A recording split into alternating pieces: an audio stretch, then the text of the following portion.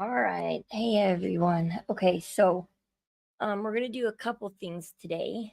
Um I don't want this video taken down, so we're not gonna play audio. I don't even know can does is it's just audio, right? It's not video, right? Like I could show a picture of the show, right? Like, but I can't play audio, right? Because my last video they got it blocked. There's a couple things I wanna talk about real quick before we start in on that though.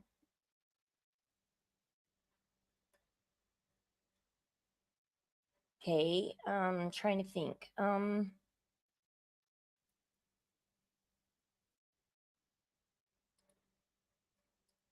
So people are starting to discover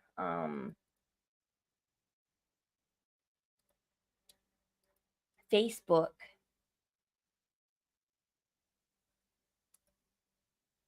A couple days ago, I wasn't feeling good, so I haven't streamed. I wanted to stream this really badly, but I found this and I talked to this streamer on TikTok that I found this on her stream to make sure it was legit. Now, because this does come from a Facebook, one of those long time ago Facebooks, you don't know how legit something is because it's being posted by regular people, but hopefully nobody was faking this because when Dee Dee did pass on, her next of kin would have been notified, which is Gypsy. However, because Gypsy was in prison, it would go to the next of kin, which would be Claude, her dad. Claude would have received this. Claude would have received everything of Dee Dee's plus the autopsy results, any talk screen results, anything from the coroner. Claude would have been able to call in and get a hold of that paperwork. Now, would Claude have shared it with people? I think right away. I think in a way I think he might have shared it with a few people right away, not thinking nothing of it. But I do know that Gypsy's defense team tried to hush everything as soon as they found out.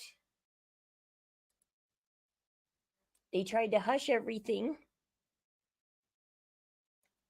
Anything that showed the truth, that Nick didn't do it, and that didn't prove Munchausen by proxy. And because, as people are seeing, everybody in Louisiana, up until Gypsy was 14, 15 years old when she got life flighted to Aurora, Missouri, everybody knew Gypsy could walk. They knew she wasn't wheelchair bound. There is picture proof of it. Everybody knew. But when Dee Dee died, Rod and Christy and everybody had to find some kind of lie and roll with it because they're going down as accessory for not stopping this, because they knew, everybody in Louisiana knew that Gypsy could walk. They knew she didn't need her head shaved. They knew she never had leukemia at 5 years old. They knew all this was the lie. Everybody in Louisiana knew something was going on, but they never said anything. Like, I don't even know if they saw the news articles flying around about them being once they moved to Missouri. So I don't even know if they knew like how special they were being treated because of all of this. So we're going to look at this because everybody's been looking for that autopsy report. It's not going to be released because the Gypsy's defense team, has made sure that that autopsy report will never see the light of day. I don't know if they've made Claude and any family member that can legally call the coroner and get a hold of that sign something to that effect. It says if you ever release this autopsy report to anybody, Gypsy and everybody's going straight back. Gypsy's going straight back to prison. It's like, so if you don't want, which is, this is so horrible. Like, how would you do this if you were, hey, Anne, Pam, they need a new trial and put it out there. Chip shit was on the fraud. Yeah, I'm about to show something real quick. Cause like, what would you do if it was your cousin or your kid or your grandkid, if you were told if you let this autopsy report see the light of day, they're going to prison forever? And it might flip side. Nick might get out and Gypsy might go in. Because right now it's Gypsy's out and Nick's in. But this autopsy report sees the light of day, it might flip side. So you guys also go check out this. Go to TikTok. Her name is CJ. It's really that simple. Me and CJ are going to work together. She's dug the rabbit hole. I asked her where she got this. She said she went to those Facebook groups herself and dug and dug and dug and dug until she found this juicy little tidbit. And you'll see behind it that I discorded a friend about it because I said I sent it to a friend and I said, okay, I messaged this girl, I'm seeing how accurate this is because I'm not going to post this if this isn't accurate. So this is accurately gotten from a Facebook site, from one of those old Facebook sites.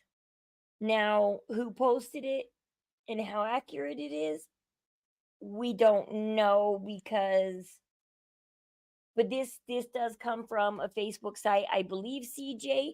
I've checked out all her other content. She doesn't do gossip, drama, and lies, and so I don't think CJ would have. I don't think she would have fabricated this just for some clout. She's not a big streamer either, and so um here's her let me put this up. Here's CJ's TikTok. She does a lot of talking stuff.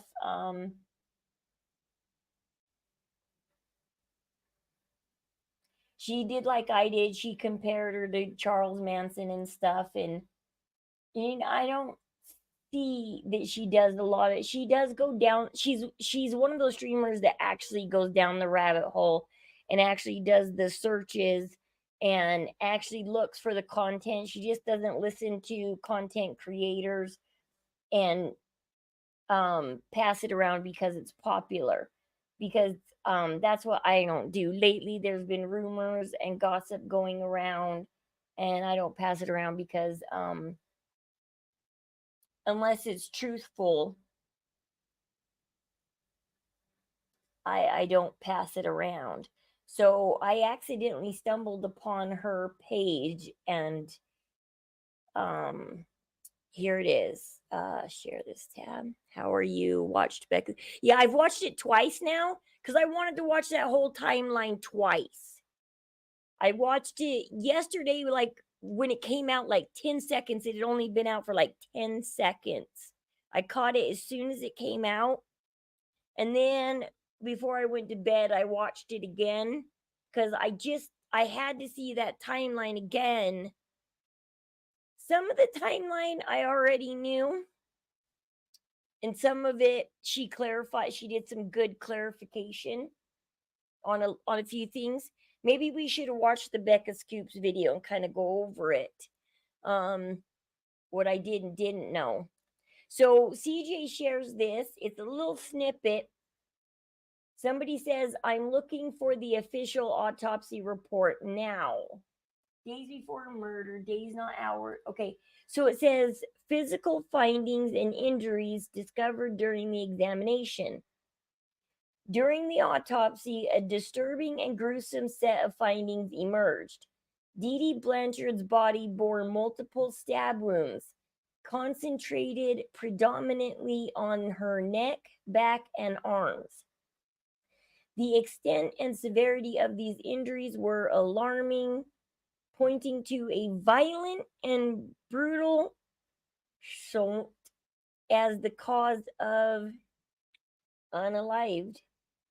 The forensic examination also revealed that Dee Dee had been subjected to these inflicted injuries several days before her official body death. Can I say the word death? Traces of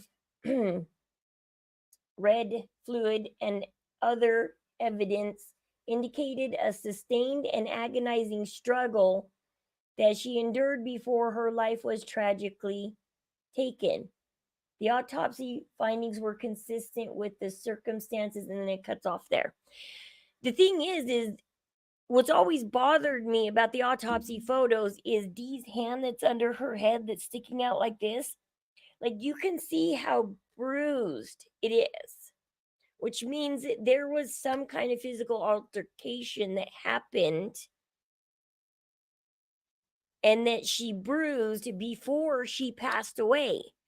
And so that means that physical altercation took place at least a day or two, because bruises take time to show. And because what a bruise is when a blood vessel breaks under your skin and a little bit of blood comes to the surface. And so after you're dead, you can't bruise a body because blood can't flow to the surface and stay in your skin because your blood isn't flowing. So that bruised up hand means that an altercation did happen before Nick got there, because Nick said no altercation happened. 4 quick jabs and a slice on the, and he was done, is what Nick said. Nick said it went that quick, it was that smooth. Gypsy did say, I didn't think he was gonna do it. And so I think Gypsy waited for Nick to get on that bus. And when he officially was on that bus coming down, and she was getting that text confirmation that he was literally on his way to Springfield, I think she was like, okay, Nick's not gonna do it, but as long as he gets blamed for it, that's all I care about. I just need him here to take the blame. She needed him to be physically there. She needed witnesses to say he was in the cab. She needed witnesses to say he was at the hotel. That's why she snuck in the back of the hotel. And she snuck in because you can have guests in your hotel. Since when can you not bring a guest in your hotel room? The front desk doesn't stop you and say, whoa, whoa, whoa, you can't have a friend over in your room. You paid for the room. It's your room. You can have friends over. Hotels don't care. There's a reason why Gypsy kept sneaking around and just making it look like Nick was just there, because she wanted Nick to go down for it. She was going to blame Nick from the beginning. She was formulating a plan to disappear and blame Nick. Disappear with Dan, or just disappear or something. But she ultimately ended up with being stuck with going back to Big Bend, Wisconsin with Nick. But if this is true, whoever, I didn't see who, I'm going to have to go dig for this, because whoever posted this on Facebook, because we know that some of the family members did receive the autopsy report. The next of kin would have received, when my brother passed away, because I was the person that they notified of his passing, because he used to live at my house, I was the one who got a hold of his talk screen report. Hey, Into the Weeds, how you doing? Yeah, her plan was very messed up. She had the guts to unalive her mom. She just didn't want to go to prison for it. She needed Nick for the fall. Because why would she have Nick come all the way to Springfield if she knew he didn't have the guts to do it?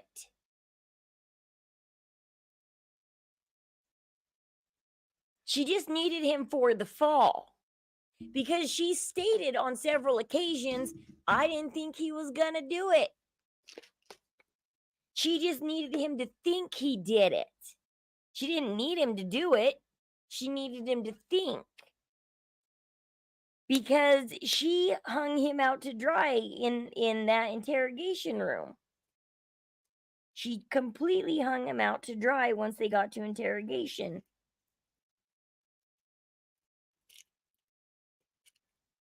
Because I don't think she planned on the story that Nick first told in interrogation about them running away together.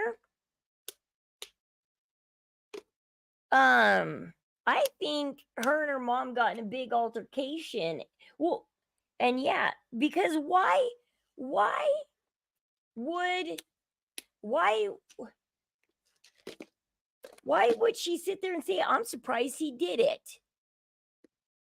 She also said something to the effect of he wouldn't be able to yeah, she didn't think he could overpower Dee Dee. She didn't think he could do it.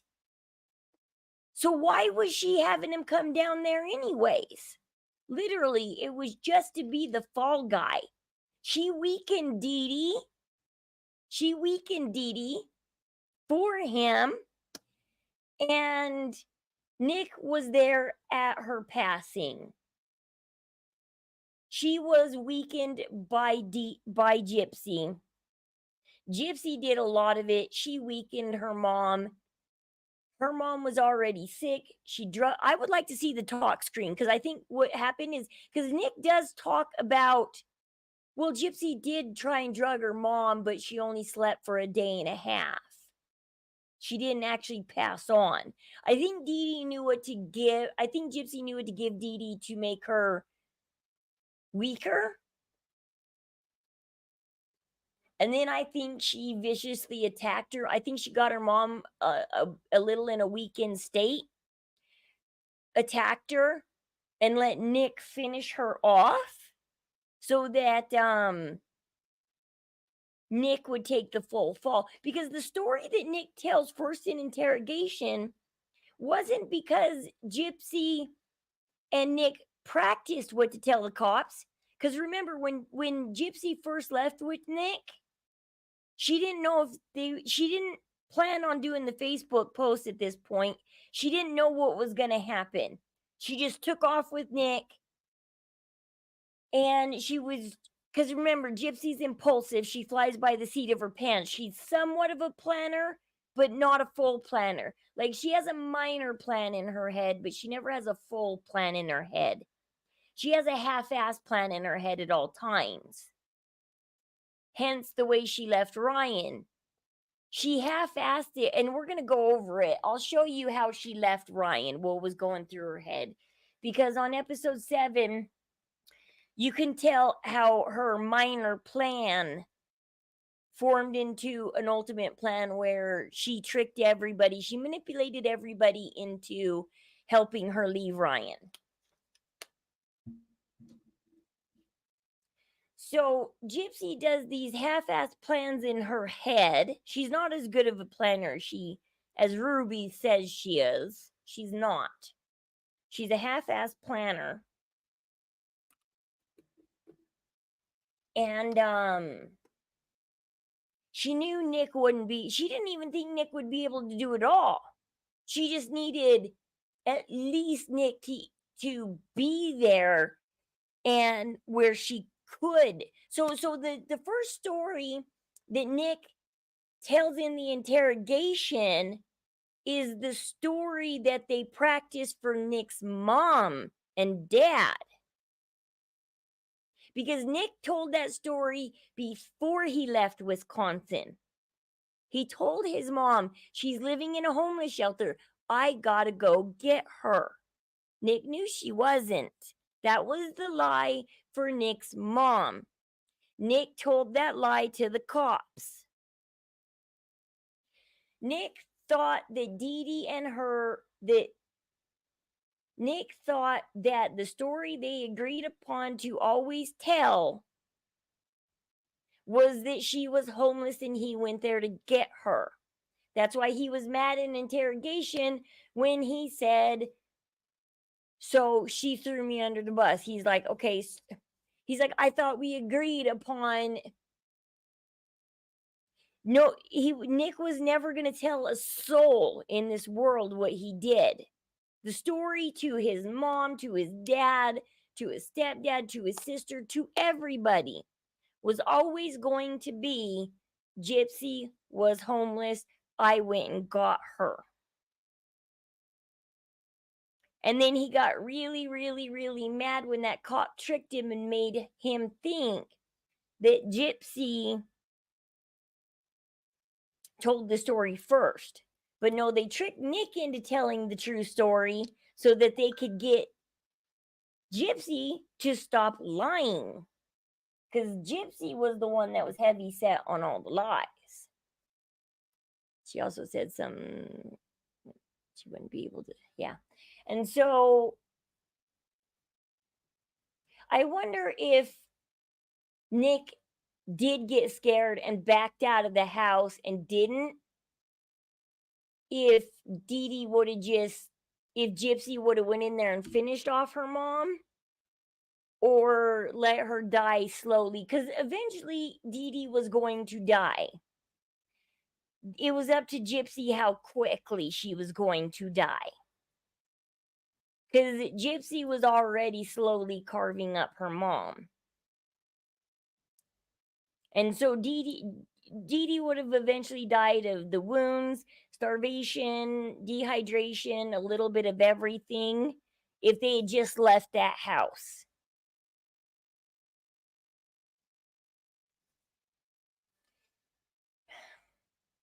So poor Nick, I wish he would have just ran away with her, because Dee Dee, Gypsy would have went down for it, and Nick would have got away scot-free. He should have stuck. I wish he would have just stayed at that hotel and told Gypsy, no, I'm at the hotel. If you want, but he didn't. See, everybody should have known he wasn't the mastermind or the one with the balls in the relationship, or he would have told Gypsy, no, I'm at the hotel. If you want to be with me, you come here now and let's leave. Instead, Gypsy's the one who was the master of the relationship and said, no, you're coming to my house. Get in a cab. I gave you the money. Get in a cab and get over here now. I mean, we saw on Becca Scoop's video how she sent him those texts saying, I'm going to kick your ass. It's like, you don't do what I say, you're going to lose me, and I'm going to kick your ass.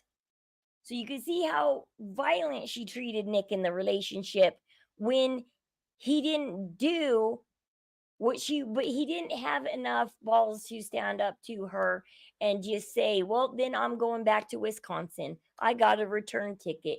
Either you're coming with me tomorrow or you're not. Because Nick had a way back.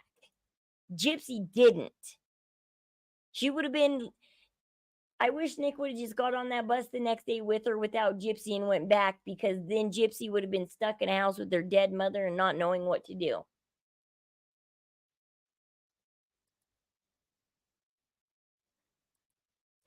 Because Nick also, so much went on that night. He knows he saw that Barney doll. He just can't remember where. That interrogator trips him up because he's like, was it in the bedroom? Was it in the bed? Was it? He's sitting there. It's like, Nick, you know you saw the Barney. Where did you see it? Was it already by Dee Dee's head, or was it in the bedroom? And then that's proof that Gypsy went in the room.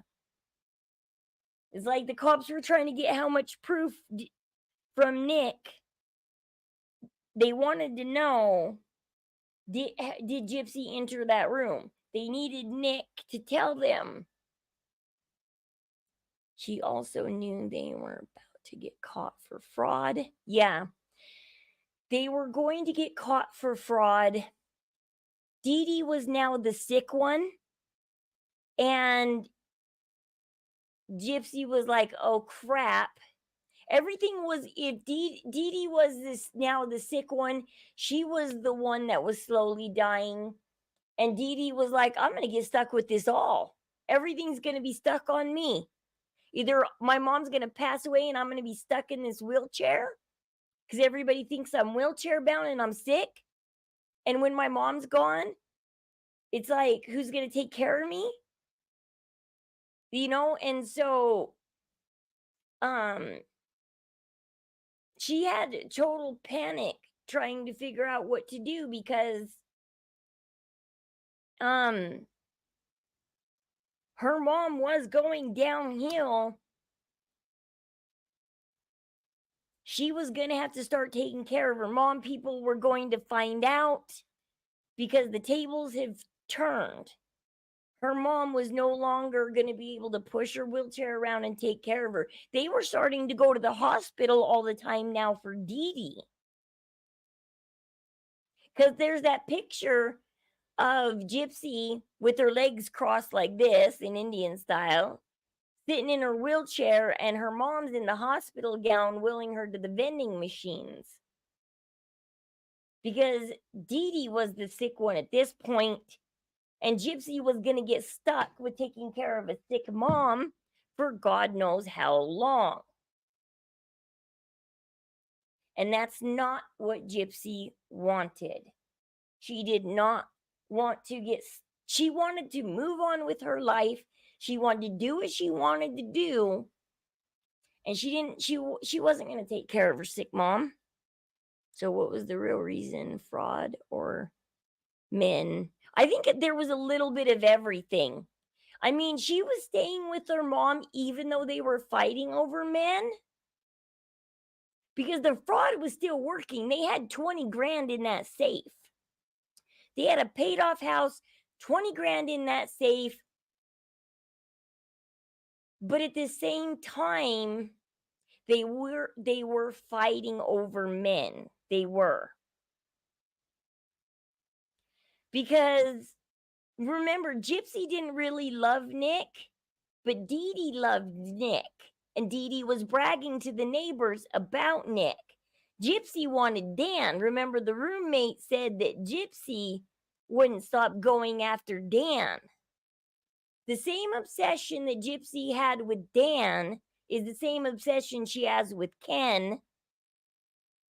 Ryan is the new Nick. Ken is the new Dan. The only thing is Dan actually rejected her, and Ken hasn't rejected her yet. Ken is showing her attention back right now. How long is that going to last, though? Because Dee Dee, everybody in Gypsy's past can testify what happens when she gets tunnel vision on a guy. And this episode 7 perfectly shows what happens when she gets tunnel vision on a guy. So remember, was it episode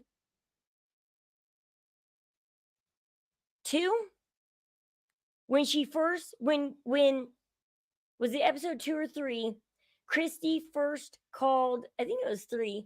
Christy first called Gypsy. Yeah, because the New York one was 2 or 3.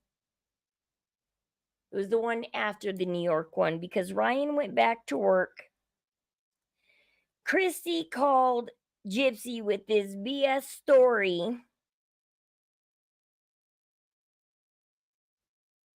about Ken now being single. Because Gypsy had just spoken to Ken 2 months ago, right before she got out of prison. He was engaged to another woman. He didn't want Gypsy. So what did Christy talk to Ken about for 2 hours that made Ken want to ditch his fiance and go with Gypsy? Did Christy promise Ken, if you break up her and Ryan, I'll give you a cut of the money? And he didn't mean to get Gypsy pregnant, and well, now she's pregnant, and oops.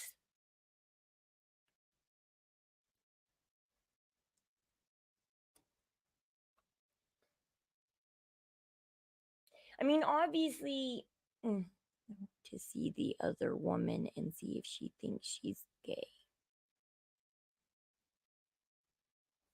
I don't think Ken is gay. He was dating a woman before Gypsy. He left Gypsy for a woman. He was engaged to a woman when Gypsy got out, and he left that woman for Gypsy. I think people troll famous people. How many famous people have we tried to peg out and say are gay? People want to ruin Gypsy and Ken's relationship. People want to ruin it.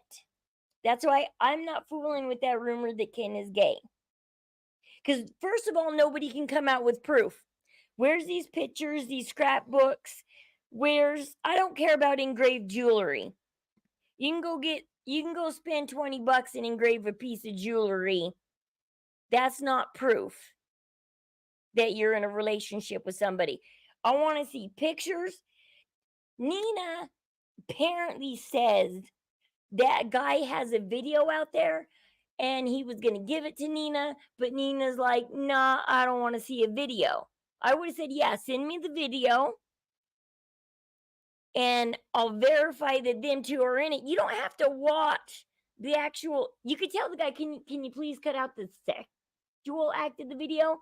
Can you just clip me a part of the video up into that point? It's like, can you just clip me a snippet of the video? People have a way to snip videos nowadays. Be like, can you give me some video proof of you at least kissing him or something? And I need some video proof that this is Ken. I need to hear his voice.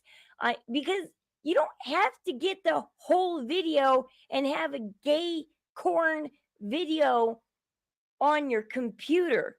Tell the guy, flip up into the dirty part. Clip your video up to the dirty part as proof.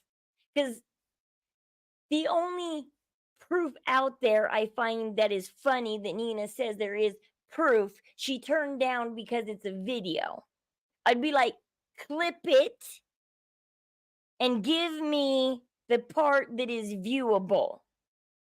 I wouldn't turn down a video. I would be like, clip that.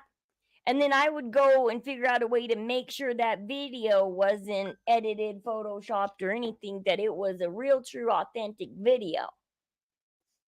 I'd be like finding a friend that knows about videos and stuff and being like, I'd go to Sir Morbid or somebody and say, look at this video. Tell me if it's real or is it edited to look like Ken. And because you don't pass up proof, but you don't have to see the dirty parts. It's like, just clip me the makeout part or something. And a part of him talking so I know it's Ken. I need to see him talk. I need to see that it's Ken's voice.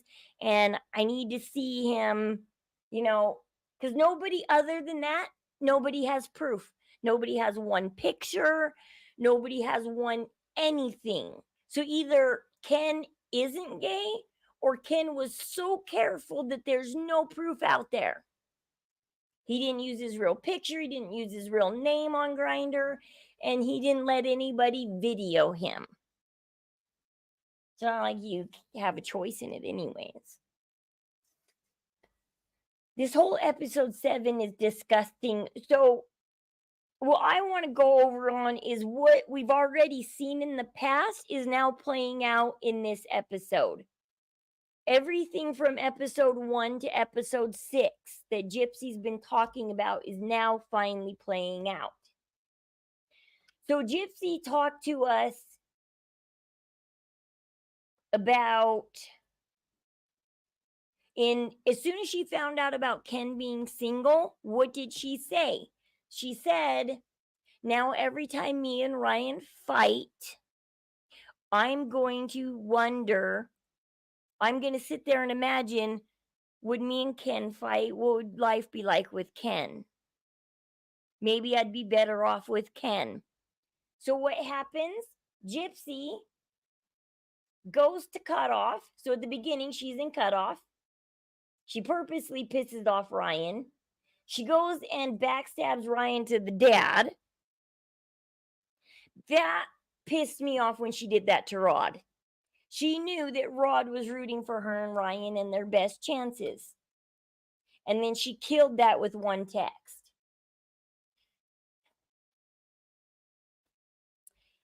Rod didn't know that Ryan was just kidding, that he really didn't mean that.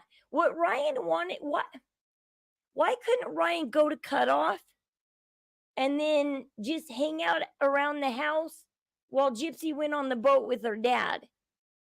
I mean, that's all Ryan wanted. Ryan wanted to be there, but he didn't need to be on the boat with Rod. He didn't need to be with Gypsy every second. He just didn't want to be left at home, and she's only gotten out like a little over a month ago. This is his new wife, and the family is constantly going, no, we want to spend time with her. Sorry, Ryan, we know you guys are married, but we want to spend time with her. That's a little unfair.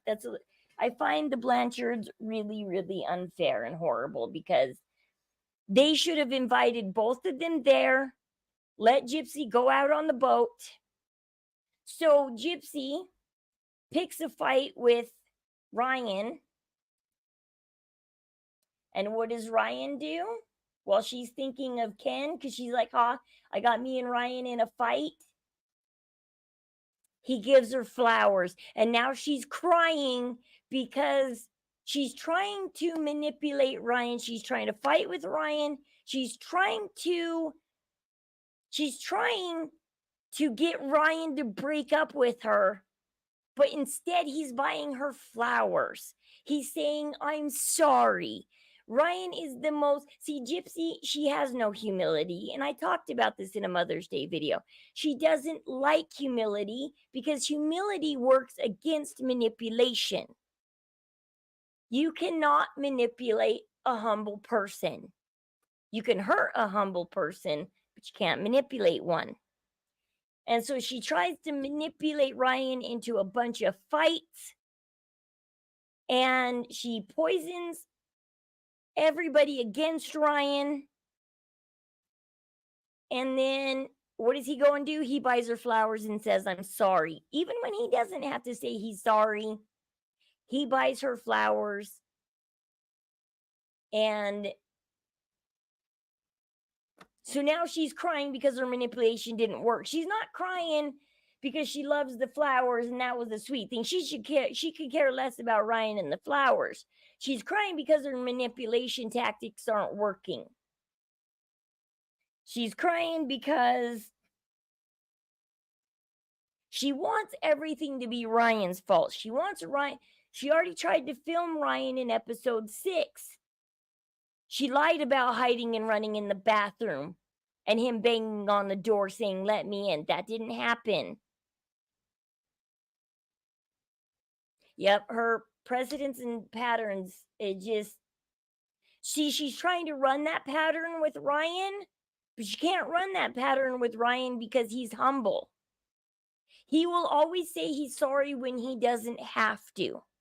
He's patient. He's kind. Maybe everybody's making fun of Ryan for liking the fleur-de-lis, but maybe Ryan likes the fleur-de-lis because maybe he does live by it. Because everybody laughs at that whole saying, love is kind, love is patient, love is this. Maybe Ryan is actually the only person in this world that actually lives that way. Because divorce wouldn't happen if people actually lived that way. Because he is kind and patient and humble, and he is everything that Bible verse is. And so maybe that's why he likes the fleur-de-lis so much, because he is all of that. And the problem is that doesn't work with manipulation. If you're trying to manipulate somebody into a fight and a breakup, and all they do is keep saying I'm sorry and buying you roses and taking you out on a date night and treating you special no matter what you do to them, then the breakup now has to be your fault. So she's got to set him up on date night. She does this whole episode is the setup. She's trying to set Ryan up for the fall. She doesn't, so now she's just got to go poison everybody against Ryan. Well, me and Ryan are fighting again. No, Gypsy, it's you trying to fight with Ryan. Did you call him up and tell them that Ryan gave you the roses? Did you say that Ryan is the most kind, patient, wonderful, loving man? So she's sitting here crying because her manipulation tactics aren't working. Hey, Susie. And so that's why she's really crying. She's selfish and her manipulation tactics aren't working. So I'm going to kind of start at the end and work to the beginning, because right here tells you everything you need to know. When Gypsy says, I just feel like somebody else could give you the love that you deserve. Now let's refer back to an older episode once again, where somebody asked Gypsy, why do you love Ken? Or why do you want to be with Ken, or something like that? And she says, because I can love Ken the way he deserves. So Gypsy is trying to manipulate Ryan. He is not falling into the manipulation. He is the kindest, most sweetest guy. He's buying flowers. He's saying, I'm sorry. Even in this car, this whole time they're in this car, he's like, come on, baby, let's just talk about it. I'm here, you're here, we're here. He's talking with the softest, sweetest voice ever. No matter what she says to him, he's like, baby, we're gonna get through this. And she's like, damn it, Ryan. So finally, because she's thinking of Ken, the reason she wants to be with Ken is because she can love Ken the way he deserves. And so she's like, well, maybe Ryan, this is what she's trying to tell Ryan here is, well, maybe you deserve somebody that can love you the way I love Ken. I love Ken and only I can love Ken. His last fiance, nah, she couldn't love him the way I love him. Only I can love Ken. And so Gypsy's like, well, she's trying to tell Ryan here, you need somebody like Ken needs me. Negative and bad intentions against Ryan. Yeah, she did. Well, I wonder if she first intended it to work out. Like, when she first heard that Ken got a hold of Christy, she laughed at it and she ripped Ken a new one on that podcast. To her talking to Nick about, yeah, only she can be his girlfriend, that whole text thread where, yeah. She does this to all of her guys. She manipulates them this way. And so,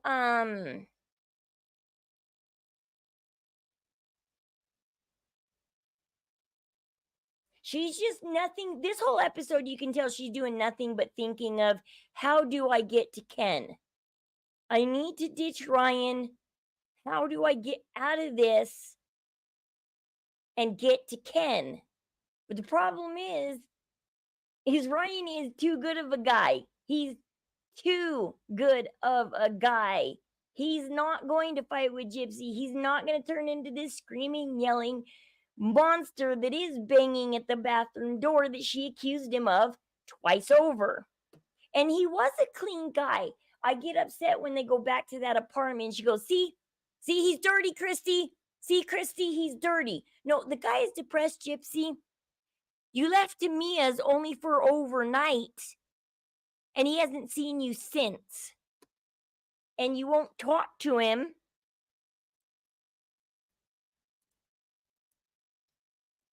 And then, oh my God, it's like when we get to that future part. And so Gypsy right here, all the past videos, all the last 6 episodes are equaling up to this episode now. I think maybe in the first episode she might have tried. What killed it was literally was that call with Christy. That's when Gypsy decided. I mean, she was already going, I don't know if I'm going to remarry Ryan, but she wasn't being totally rude about it. So I guess maybe she, from the beginning, was, on shaky ground of staying with Ryan. What tipped the scales was Christy calling about Ken, saying Ken's available right now for you. And she's like, oh, she's like, Ken's available right now? And then the rest of the season came about, how do I get to Ken? How do I get to Ken? Okay, so she's like, I'm going to video record him while I'm making dinner because he's mad at me for talking to Mia. No, he's mad at you for talking to the world, not Mia. And you and Mia decided to do that birth control together without even talking to Ryan. And you put your nose above the baby. When Ryan already loves you for who you are, he didn't need you to get that nose done right away. But she had to hurry up and get that nose done before Ken saw her. And so, yeah, these last 6 episodes have been building up to this episode. So finally, she goes from being subtle with Ryan, trying to get him. She's now got the family poisoned against Ryan. She's now called the probation officer and has got the okay to move in with Rod and Christy. So now she just got to be a big bitch. And that's where date night comes in. Is because she's like, well, she's like,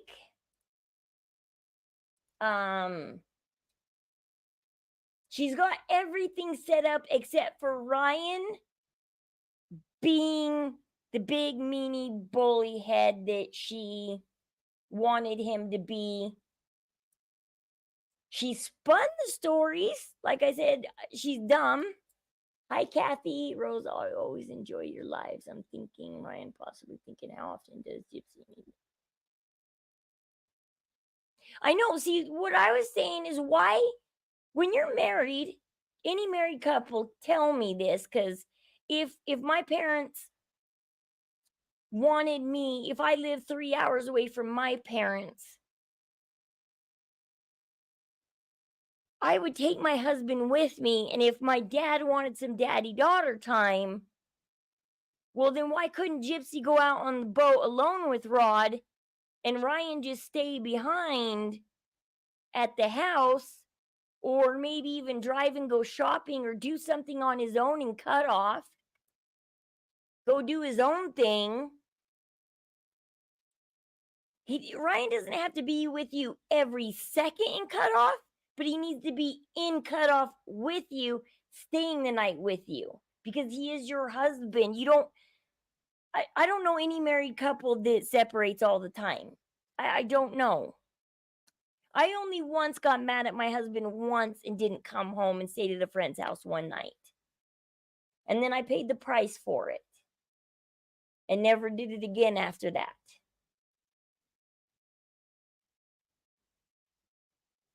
But I've been with my husband for 22 years, 21 years of marriage. And if I did a surprise visit to my parents' house and got stuck at their house for the night, so did my husband and kids, So why couldn't Ryan just hang out at the house or go shopping or do his own thing and cut off while she did her thing? They just need to be together every night because they're husband and wife. You should never separate with your husband at night.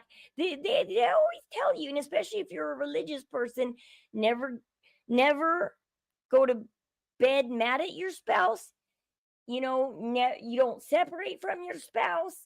And after a while, I learned that always being with my spouse was also a good alibi too, because he always backed up my stories. It's like, oh, well, if you don't trust me, well, ask my husband. He's always with me. All right, there you go. If I'm not a trustworthy person, well, then you can ask my husband. He's trustworthy. I've never even asked my husband to sleep on the couch. 24 years. No, a couple times I've slept out of the bedroom. I've been mad at my husband, but he usually doesn't let me sleep out of the bedroom if he can help it. Because no, you're not supposed to go to bed angry, and you're not supposed to separate. No matter how much they snore or twitch or steal your covers or smack you in the face in the middle of the night, you stay in that bed.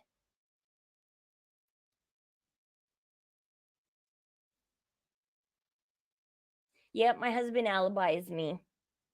Like I said, I spent the night at a friend's house one night and paid the price for it because everybody accused me of cheating on my husband that night, and I did not cheat on him, and it wasn't a guy friend's house, it was a girlfriend's house. But I still paid the price for it.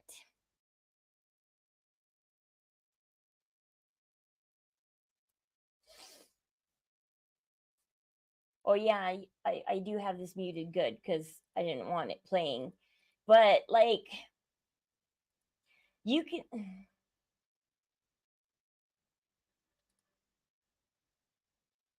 Oh, and this one was the big lie. Nobody noticed the big lie in this scene. Okay, she told us in this accountability video. First of all, last episode we saw the talk Rod gave her. She really did fix up that talk. Because Rod didn't say life is about the people you can touch and hold. I didn't hear him saying anything about that. I was waiting for him. I said, oh, this is the talk Rod gave Gypsy that leads up to the accountability video. But Gypsy really does ham up the talk and make it sound a lot different than what her and Rod actually said. They were more about talking about being famous than what Gypsy said in this accountability video. Well, she probably was. She was probably. Well, and I bet you the reason why she moved in the spare bedroom when she got home was to continue talking to Ken at night. And she didn't want Ryan hovering. Ryan kept hovering, and she couldn't take it anymore because he's such a close. Well, they're in the honeymoon phase. This is the honeymoon phase. I even see people making out in their car at stoplights. That's how some people take their honeymoon phase. Is they can't even stop. They can't even quit touching each other at a stoplight. They can't even be in a car and not touch each other. Like, that's how, crazy people get in their honeymoon phase. Ryan's in the honeymoon phase. Yes, of course he wants to touch Gypsy all the time. Gypsy, it'll wear off after a while. Just let it be. Enjoy it. Because once you lose this honeymoon phase, unless life hits you pretty hard again and teaches you a lesson, this honeymoon phase doesn't come back. Life has to kick you in the ass before this honeymoon phase comes back. Or unless you're just that good of a couple that you never lose this honeymoon phase, but most people do lose it. That's why they talk about like the 7-year itch and stuff, because around the 7-year mark, people lose it, and either you make it or break it at the 7-year mark. Because a lot of divorces, I guess, happen around the 7-year mark. Either people make it or break it at 7 years. And so right here, she made the accountability video. Her parole officer didn't tell her she had to get off social media. No, we saw that phone call after Ryan gets home, after the video was made. So, like, her parole officer never told her to get off social media. And she said, the parole officer said, look, somebody called me, and this online, because Ryan asked her, and she actually tells the truth for once and says, well, he says it's not really that great of an idea. He didn't say, no, it's not a good idea, Gypsy, get off of it.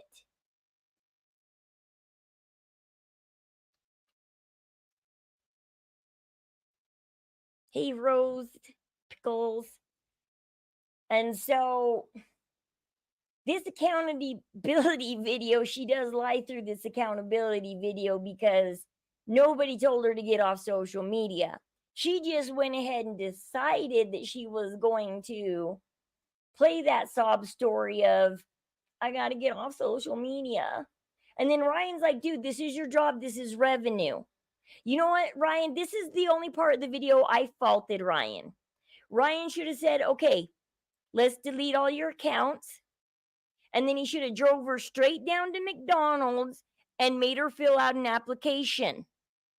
This is where Ryan faltered. This is where I fault Ryan. He should have drove her down to Walmart or something and made her fill out an application. He should have been like, no problem, honey. Let's go get you a job, though you're on probation. And drove her around Lake Charles and made her fill out applications for a real job. So this is where I do fault Ryan. Ryan, you screwed up here. It's like you should have drove Gypsy around, made her fill out applications and do interviews and all that crap.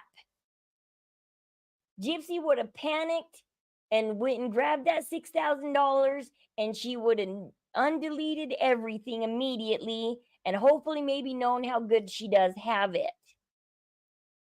And then her 7 million that she doesn't give an F about, maybe she'll give an F about them. I could give an F about a following. Because it's like, Gypsy, you have it too easy. Anybody would die to make $6,000 on TikTok. You weren't on TikTok very long and you made $6,000? Most people don't make that in a month. And so this accountability video was interesting to see how it really did come about. So Ryan was at work. She decided to make it without telling anybody about it.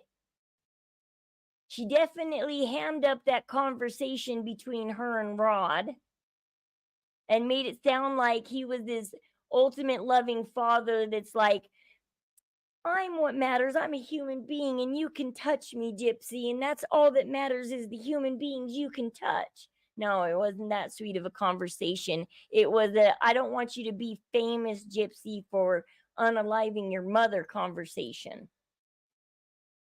And so she's like, well, maybe I got to get off social media so I'm not famous for this. And then now we know the true story behind the $6,000. Ryan said, well, can you at least get the $6,000? And as you walked off, you can see the wheels in her head turning, going, I'm going to delete it and not going to get the $6,000. And so she deletes it thinking she deleted the $6,000, leaves Ryan the next week, finds out they give him the $6,000 anyways. And now we know why she wants the $6,000, because she didn't want Ryan to have it. Because Ryan put a price on her freedom as she sees it. Because she's like, well, if I stay on social media, I'm going back to prison. And he's like, no, you're not. Just delete whatever you did wrong and don't say it again. Basically, Ryan's telling her to learn.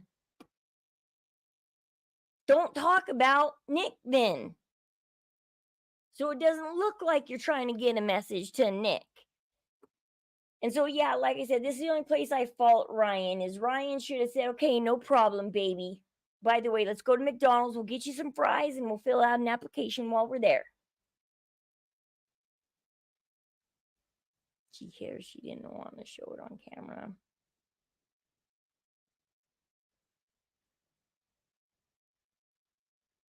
It's like, I mean, Gypsy does give herself away. She gave herself away all the way up to this episode.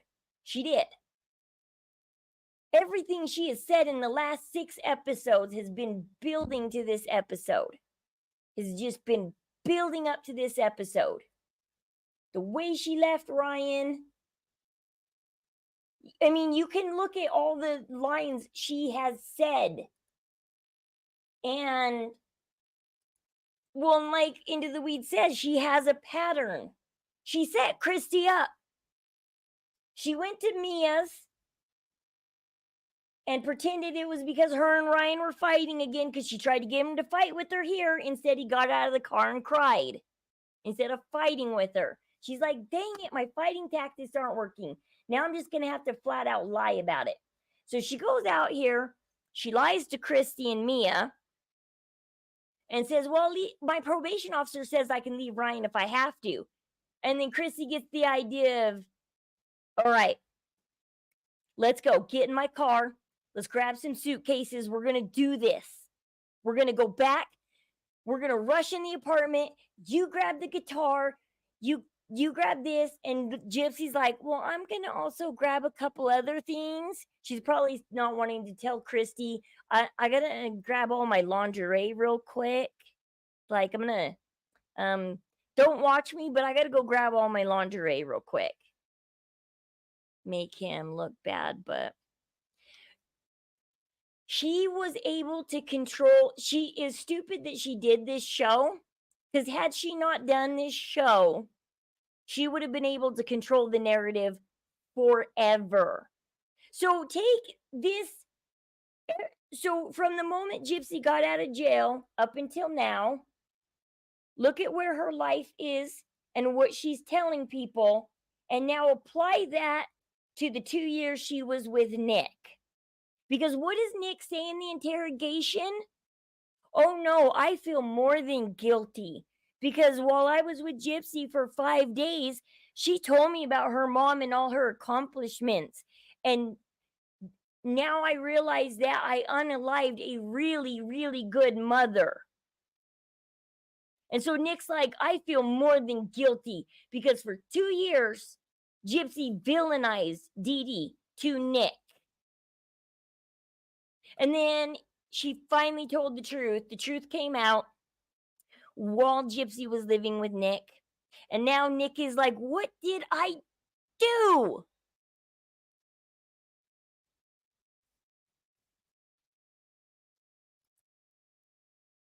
Yeah, Becca Scoops. Starlight is doing the medical records today, if you want to know more about the medical records. And she did some Facebook post videos too. So I would go to Hello Starlight, Becca Scoops.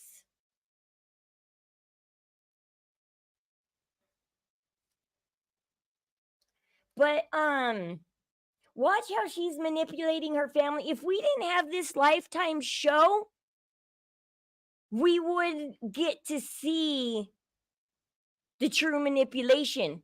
She said she hid in the bathroom twice. She said he was banging on the bathroom door.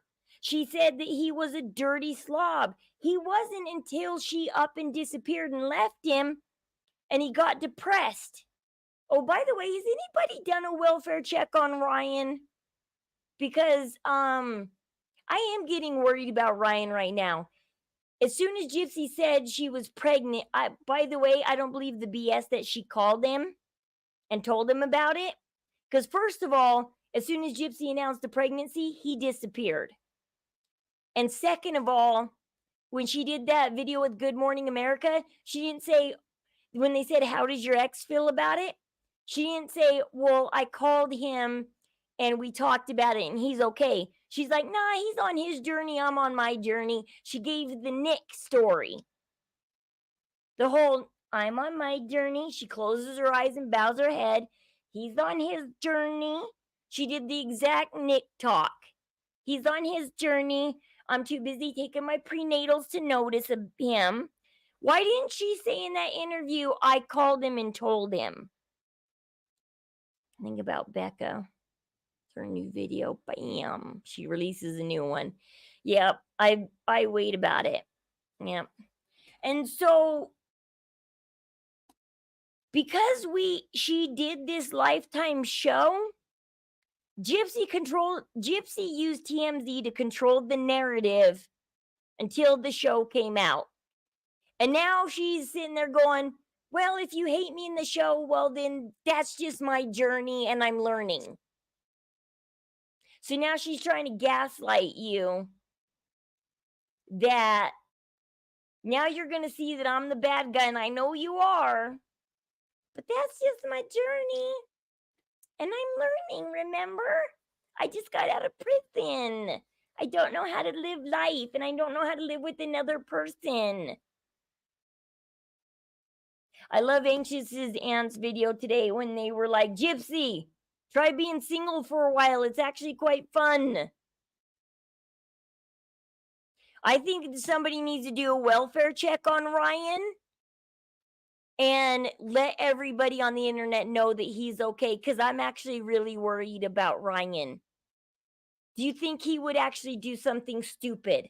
Because I think the whole world needs confirmation that Ryan is okay. Because I'm worried that the newspapers are going to, I'm going to wake up one morning with the newspaper saying that they found Ryan in his apartment or something. Because does anybody live close to Ryan? Does anybody check on Ryan?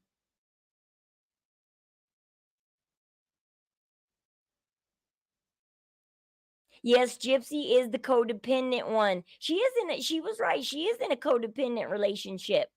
It's her that's the codependent one, not Ryan. Ryan just wants to be with his wife. Ryan has been single.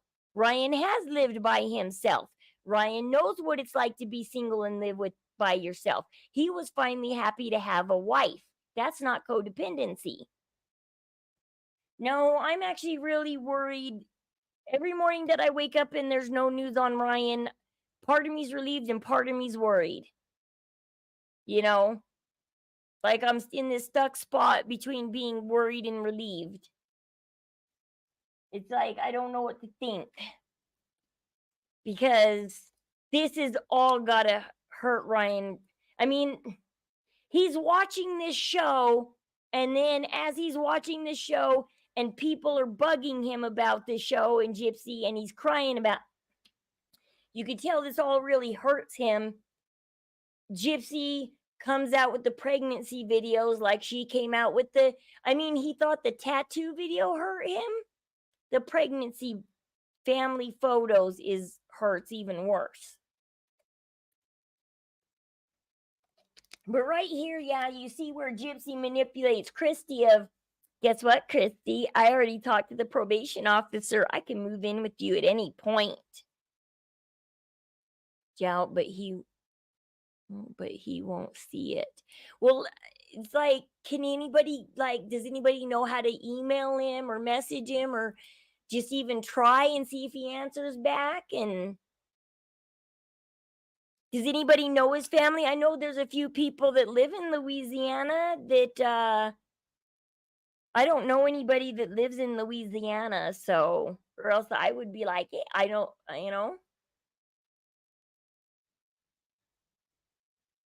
I say just reach out, Rose Pickles, and just see if he answers back. I would do it. Just be like, Ryan, I don't want to talk. Just message him and say, I don't want to talk about Gypsy or anything about her. What I'm worried about is, are you okay? And I want to do a welfare check and just make sure you're okay. Everybody, we all really care about you. We don't want to talk about anything but, are you okay? Let him know right off the bat, I'm not here about Gypsy. I can give shit about Gypsy. Are you okay? I'm doing a welfare check. We're all worried. We need to know that you're okay. That's all we need to know. Like, put on this jersey and give me a peace sign if you're okay. That's all. You're like, just be like, put this jersey on with the peace sign and I'll know you're okay.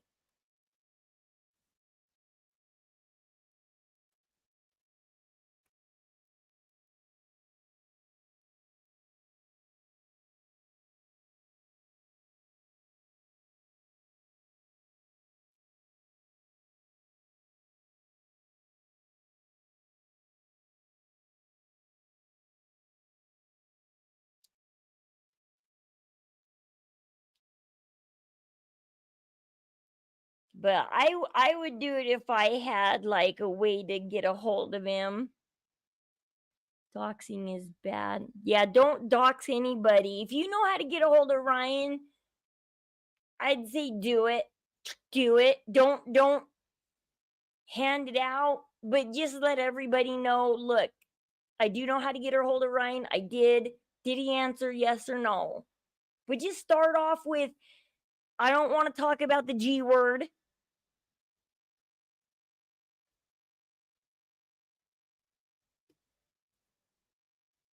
Be like, I just want to know if you're okay. You're like, I'm not here about the G word and a horrendous little possum she's growing. You're like, I'm here for you, Ryan. Be like, I need to know that you're okay. Because I think somebody should do a welfare check on Ryan. He's been hurt too much since not only Gypsy left him, but this show started airing. And everybody started messaging him saying, you're controlling, you're horrible. Why'd you do this to Gypsy? And it's like, you guys, you're so up Gypsy's ass that you can't see that Ryan's done nothing but been a good, loving, patient, wonderful, kind husband. I mean, she's crying because her manipulation isn't working, and he gave her roses and said sorry. And she's like, dang it, my manipulation's not working. And so she's not crying because she loves the roses. She's crying because her manipulation is failing and she wants Ken that bad. She's like, how do I do this? My manipulation didn't work. And so she's crying. That's the first time you see Gypsy with actual real tears and her eyes are red because she wants Ken so bad and her manipulation isn't working and she needs to get the hell out of there. So you can also see while Christy and Gypsy are driving the hour and a half back to, or the 3-hour drive from Lake Charles to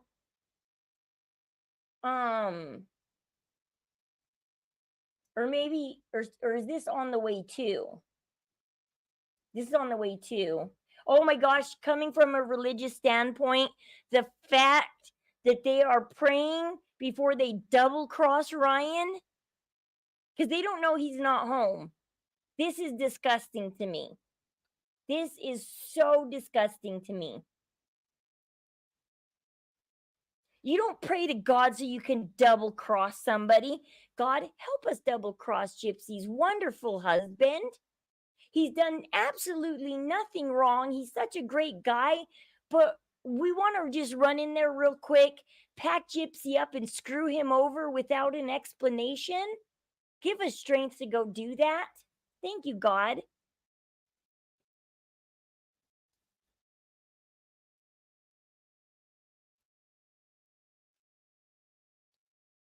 Well, see, this is why she needs to be in, they gave her regular standard counseling that you have when you get on probation. No, she needs in they shouldn't have released Gypsy. They should have, like, for the first maybe 3 months, instead of releasing Gypsy straight into the world, what they should have done for at least the first 3 months is an intensive in-house therapy and then released her out into the world with a really, really good therapist, not a standard counselor, not a standard counselor for people who are on probation and are trying to get off like drugs or something.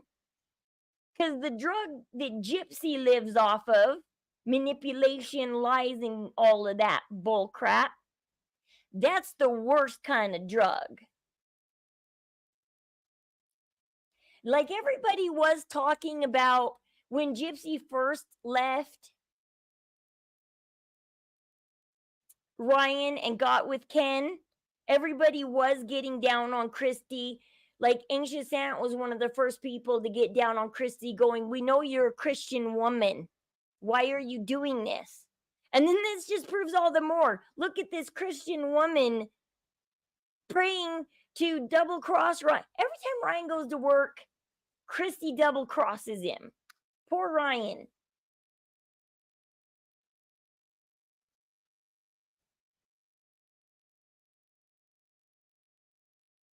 And this is just disgusting. This is just disgusting. And then they go in and they clean out the house, and I can't believe she's like, "Boy, little girl, I'm so sorry," and then dumps her in a basket and leaves.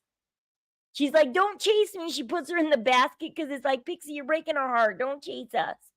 Like, they dump her in the basket because they're like, this poor dog keeps wanting to. But all the way back, the 3-hour trip, all the way back to Cut Off, Gypsy's crying and spinning the narrative to Christy. She's like,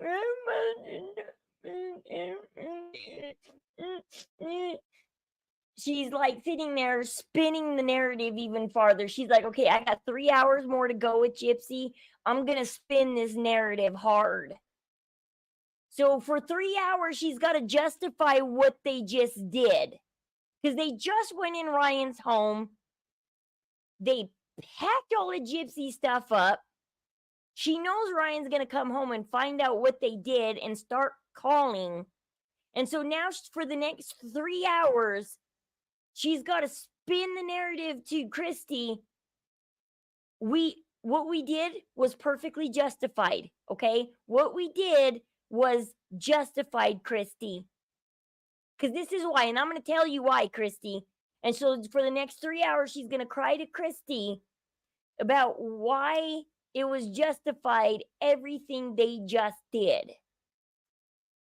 This episode really showed. Yes, this episode, I was so disgusted every second of this whole episode. Like, I couldn't believe this episode. Like I said, all 6 episodes were building up. This is the train wreck. For 6 episodes, we have been watching the train headed into disaster. This is the explosion right here. This episode is the explosion. This is the wreck. And next episode, they're trying to pick up the pieces and gaslight you about the train wreck you just saw.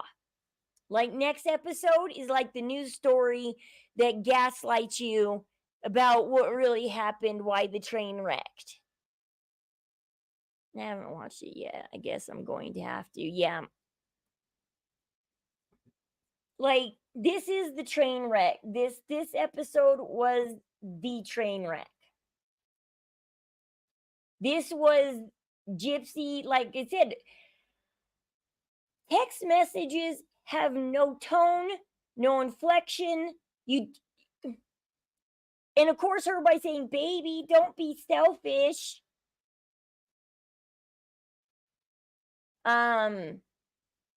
Yeah, I can't believe she showed that to Rod. Like, she scrolled all the way up and like, "Just look at this one message, Daddy. Just this one message, okay?" I wonder what would happen if Rod took the phone and scrolled up, and if he would have been so mad if he'd seen the other text messages. I wonder what was above this text message and what. Rod, you shouldn't have took Gypsy for her word. You had her phone in your hand for 2 seconds. You should have scrolled up. You should have scrolled up, Rod. I was so disappointed when Rod believed Gypsy that Ryan really meant that as a diss to Rod.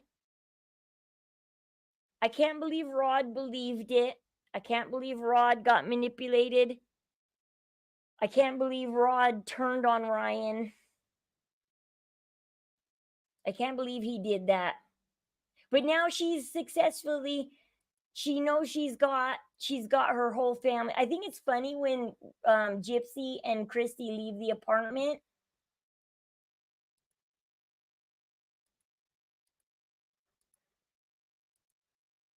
They frame that Ryan and Gypsy.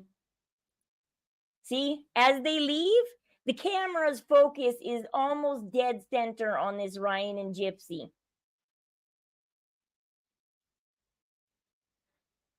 It's almost dead center on this wall.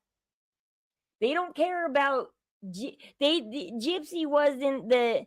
They have her leaving on the side, but they dead center framed this for a reason. They dead center framed that. It's like Ryan and Gypsy. I'm surprised they didn't like flicker out and have Gypsy's name like blow up or something.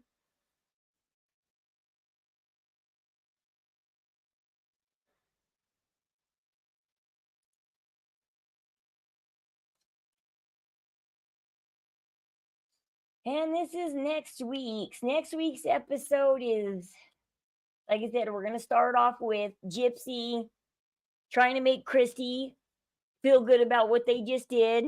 Be like, don't worry, Christy. We were supposed to do that.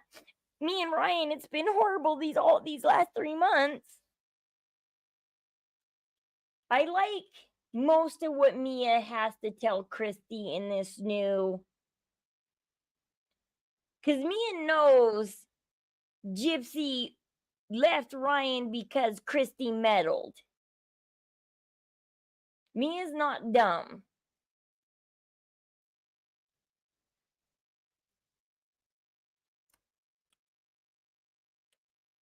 And then she's like, and I'm going to be with Ken in 6 to 9 months. She means 6 to 9 minutes. You meant minutes. His plane's coming in. 6 to 9 minutes, not months. She accidentally said months, not minutes. She's like, I got to get off the phone with you. His plane's going to be here in 6 to 9 minutes. I got to go get dressed hot to jump on top of him. I wonder why she's crying here. I do want to see why she's crying there. I do wonder why she's crying.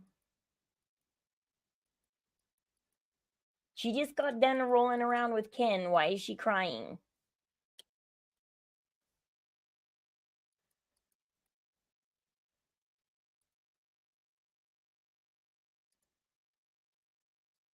Look.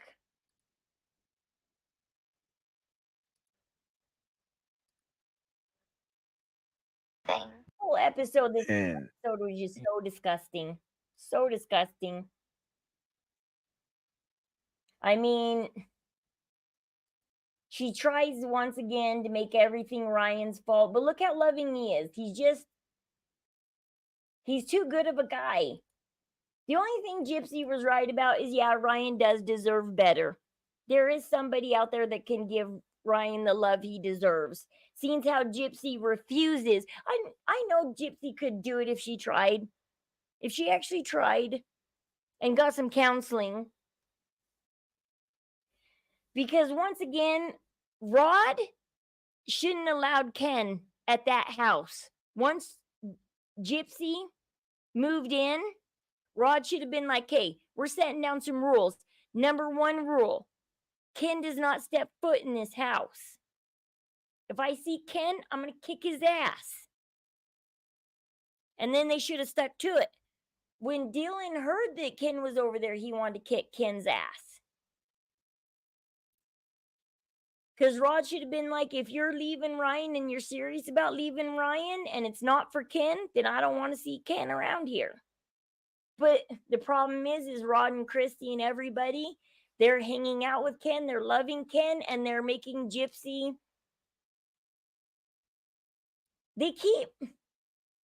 They're not being parents.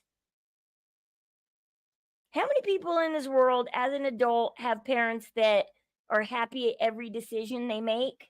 No, your parents still yell at you as an adult and tell you what you did wrong. And they don't support you all the time. Wait. I thought she was crying. Wait a second. I thought she was crying. Is she checking herself out in the mirror? I thought she was crying. Oh, wait, maybe she is kind of like wiping her eyes and then like she's doing her hair. She's like, oh, yeah, I'm still looking good. Okay. Because, I was like, wait, why are you playing with your hair in the mirror if you're supposed to be crying? She's like supposed to be crying and instead she's playing with her hair in her mirror in the mirror. Poor Ryan, he's just like, I know this girl's gonna leave me and there's nothing I can do about it. She's impulsive and Christy is helping her be impulsive, and the only time she smiles that whole night is when that fancy chicken comes out. She's like, all right, I'll smile for fancy chicken, but I won't smile for Ryan, but I'll smile for some fancy chicken.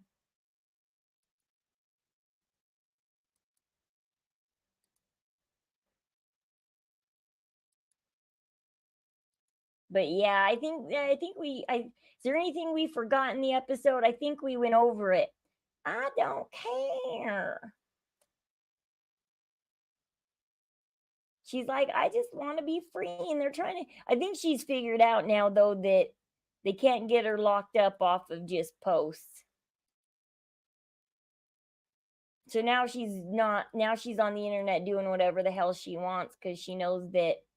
I think she believed it when she first got out that she could get locked back up over people calling her PO. But now she's discovered people can call her PO all she wants and she's not getting locked back up.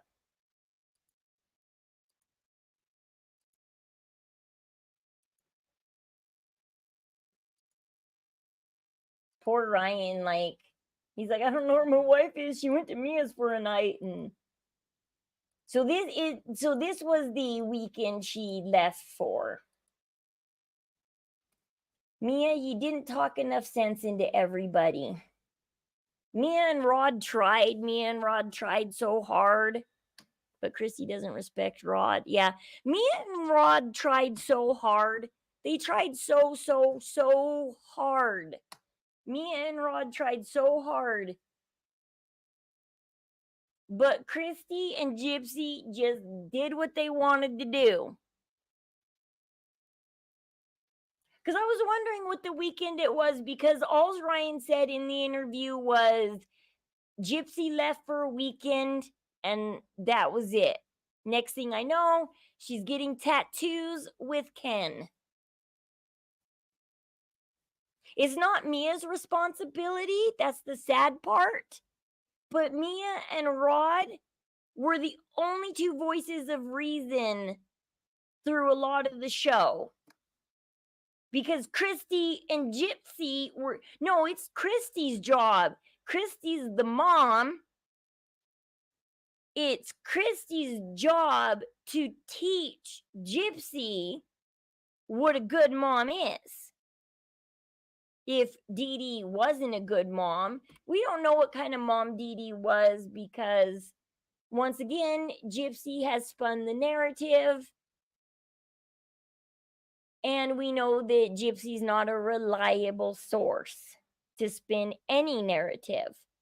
We, as per this show, has shown us that when she first left Ryan, she spread a bunch of lies. Oh, he was dirty. The fridge was dirty. We saw her clean out his fridge into the sink, leave it in the sink. He gets home from work and she's like, look what I did to all your food, honey. Now clean it up. Gypsy needs to be careful what she wishes for. It can come back and bite you on your... Well, everybody's like, well, you're the way you got Ken, you're gonna lose Ken that way. Because generally, when you cheat with, if somebody will cheat with you, they'll cheat on you. And so if Ken will break up his own engagement and then break up your marriage, Why won't he break up your engagement? Well, you guys aren't even engaged. First of all, Ken is refusing to engage. And when somebody asked him if you guys were going to move in together, his tone got a very different. It got a little low and a little sad. Because he's like, let's not talk about that. He's like, let's go back to laughing at, yeah, I'm the father. I'm the father, guys. Well, first of all, if this baby is born around the end of November, beginning of December, we know it's Ryan's, and that might break up. We'll see if that breaks up Gypsy and Ken. So if Ken lasts until December, let's see when that baby's born. And if Gypsy was born early and this baby's going to be born early, can you imagine this baby being born in October and Gypsy trying to explain that one? Be like, why is the baby born in October, Gypsy? Be like, yes, Gypsy, explain. Why is the baby born in October?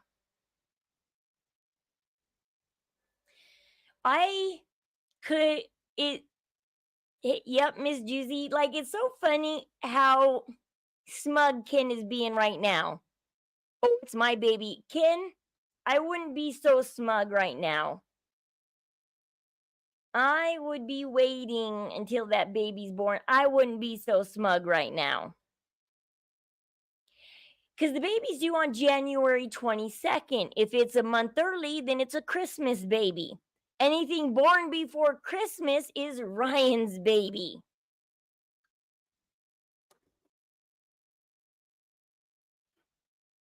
I mean, you can have a preemie, I guess, is 2-3 months early, but Gypsy was a preemie, but that doesn't mean she's going to be a preemie, but we'll just have to see when this baby's born.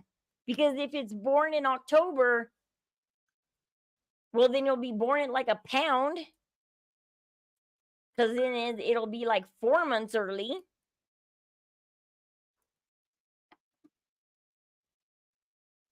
But like, I'm proud of Mia for standing up to her mom and telling her mom that she did wrong. Standing up to Christy and saying, look, you did wrong. And Rod too. Like I said, I'm proud of Rod and Mia for not just bending over to Gypsy and telling Christy how much she did wrong.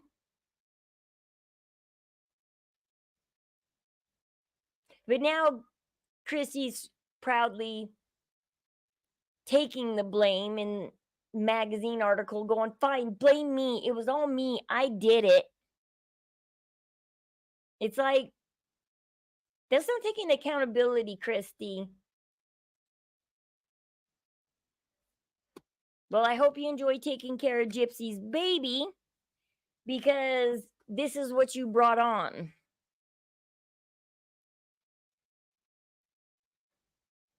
Yeah, she might have, but I am proud of like Rod and Mia for trying to be the voices of reason and standing up and at least. But that's why Gypsy had to show Rod that text, because he was being the voice of reason. And then she's like, but look what Rod, look what Ryan said about you, Dad. Be like, now you're done being the voice of reason? Okay, good, because I'm moving in with you next week.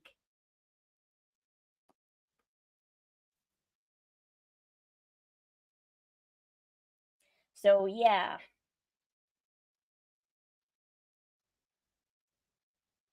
And like Morbid said, the freaking Mia's 22 years old, and here she is standing up to her mother, being the voice of reason to her mother at 22 years old. She's like, Mom, if Ken wanted Gypsy to know, then Ken should have said it himself too. Shouldn't have gone through you, where you went and called and cried to Gypsy behind Ryan's back on his first day at work.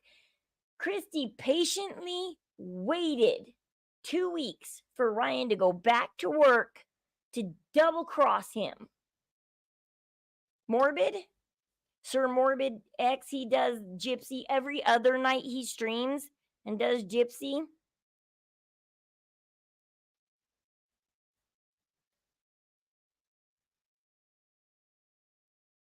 But his 22-year-old shouldn't be having to tell her mom.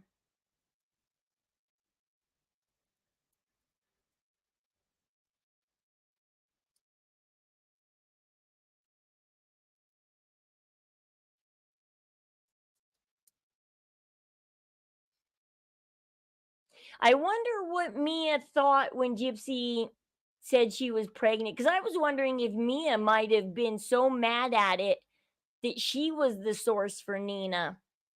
Because I'm like, I was putting my money on Mia. I'm like, Mia's so mad. I bet you she's the source.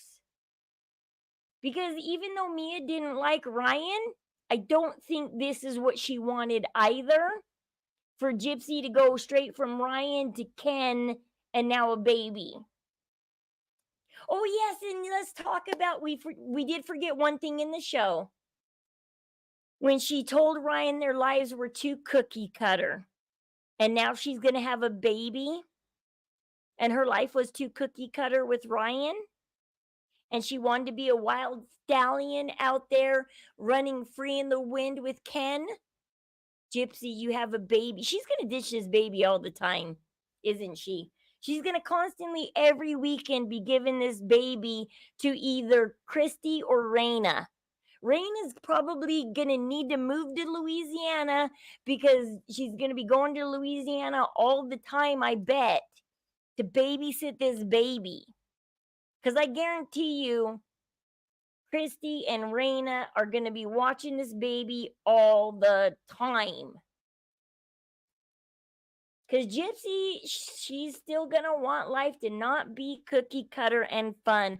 Her and Ken still need to run free, baby or not.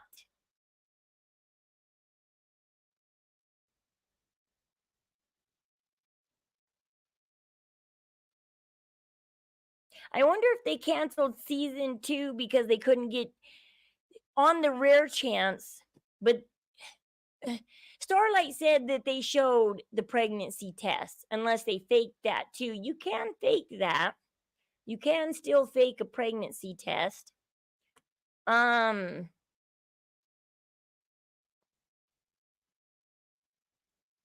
Because the show wanted her to get pregnant and she couldn't get pregnant, so she faked it, and they canceled season 2 when they found out she faked the pregnancy. Because season 2 or 3 was on. Well, no, I heard they filmed season 2 and they were going to do a season 3. And I wonder if season 3 was going to be about the baby. But then they found out that Gypsy faked the baby, and then they just canceled season 2 because as soon as everybody finds out this baby's fake, nobody's going to watch season 2. And Lifetime backed out because they realized, oh crap, what they're dealing with. They're like, oh shit, we probably should have never dealt with her in the first place. And they probably just canceled season 2, and because they canceled season 2 and backed out for a reason. They filmed season 2. They were planning on filming a season 3. So why did they quit season 3 and back out on 2? If it's already filmed, what made them back out of season 2? Because, like, I think season 1 is Ryan, season 2 is Ken, and season 3 was going to be the baby. And then they're like, oh shit, she faked it. And then they just backed out of everything. And they're like, we're done after season 1. We're cutting you off, Gypsy. We'll let season 1 finish rolling because we already put it up and promised. Probably made her take a pregnancy test. Yeah. Because, I mean, Gypsy could have faked the pregnancy test if nobody saw her take it. Because you could either A, have a friend that is pregnant take it for you, or B, I've never looked, but I've heard about online places where you can fake tests, like pregnancy tests and stuff. I've heard about these online places, but I've never actually searched them out, but I've heard about them. It's horrible. There are online places that will help you trap your boyfriend with fake stuff.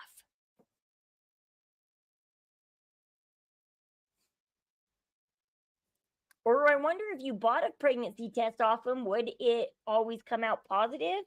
What would you type in to find that website? What would you type in to find like a website like that? Fake pregnancy website. There we go. Fake a pregnancy website. No, that's Temu. Need to fake a pregnancy? This website will totally help you out. Fakeababy.com. The best gag. Well, of course, they say it's a gag gift.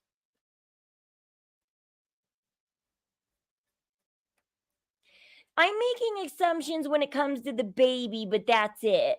Like, I am making assumptions when it comes to the pregnancy of the baby, because I do know there is ways to try and fake that.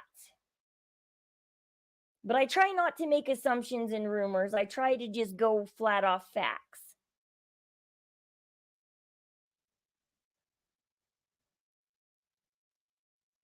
But everybody's speculating and constantly asking and talking to me about, do you think the pregnancy is real or fake? And it's like, I don't know. I don't know. I do know that they backed out of season 2. They filmed season 2, but they pulled it. Why did they pull season 2? Is it because all of us streamers are streaming really bad stuff about the show and there's more negative streams and reviews about the show and they didn't expect that than positive streamers and people? Is there any positive streamers about the show out there? Is there anybody? I don't watch anybody who's for Gypsy, so I don't know. Personalized fake proof of pregnancy doctor, 2D fake ultrasound sonograms.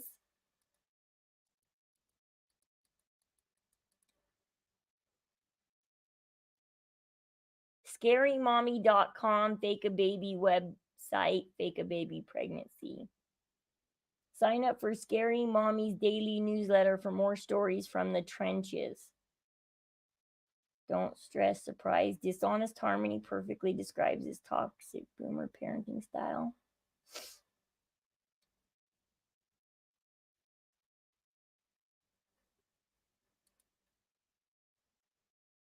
Okay, it's this one.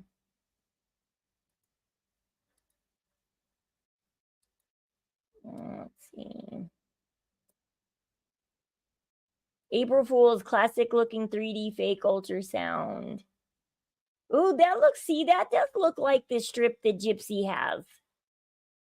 Remember how Gypsy has 3 photos in a strip?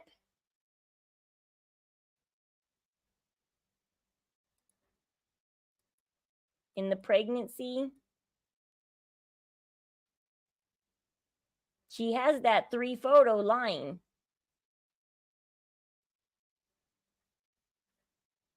You just patient's name, fake number, date and time, age of fetus, physician or nurse's name, hospital, gender, father's name.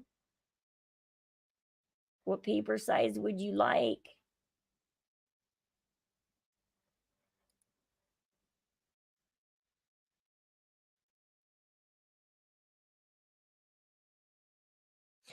The most Gypsy's done to me,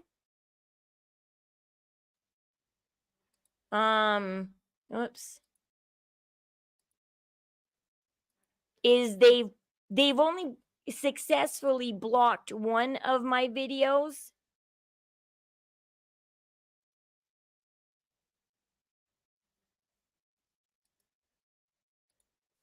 I wonder how that got down. Okay. They successfully blocked one of my videos, and that's because I did play their lifetime video, and I don't know if it's the sound or the video. I think it's the sound, not the video. So this time I played the video, but not the sound. I didn't really play the video. I showed clips. I just showed clips like this. so it can't hopefully get blocked. And they've hit dislike on all of my Gypsy videos. They at least put 1, maybe 2 dislikes, but they haven't come at hopefully, I don't think they're coming after me because I don't spread rumors. Well, I don't spread rumors, lies, and gossip because that's just me. And it's not because I don't want them coming after me. It's because I don't do that. I don't believe in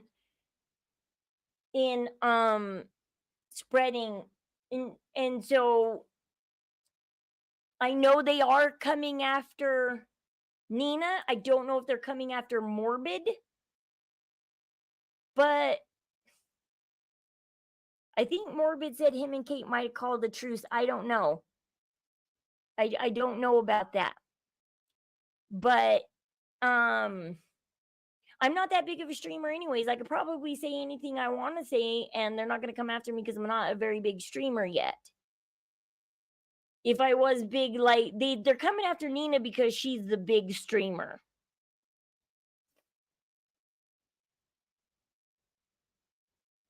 Or what I was showing is they have that same little strip of 3 photos that Gypsy has. See here, I'll show. See, where is it? The strip looked just like Gypsy's strip. Now it doesn't look like it looks too straight. But it was the same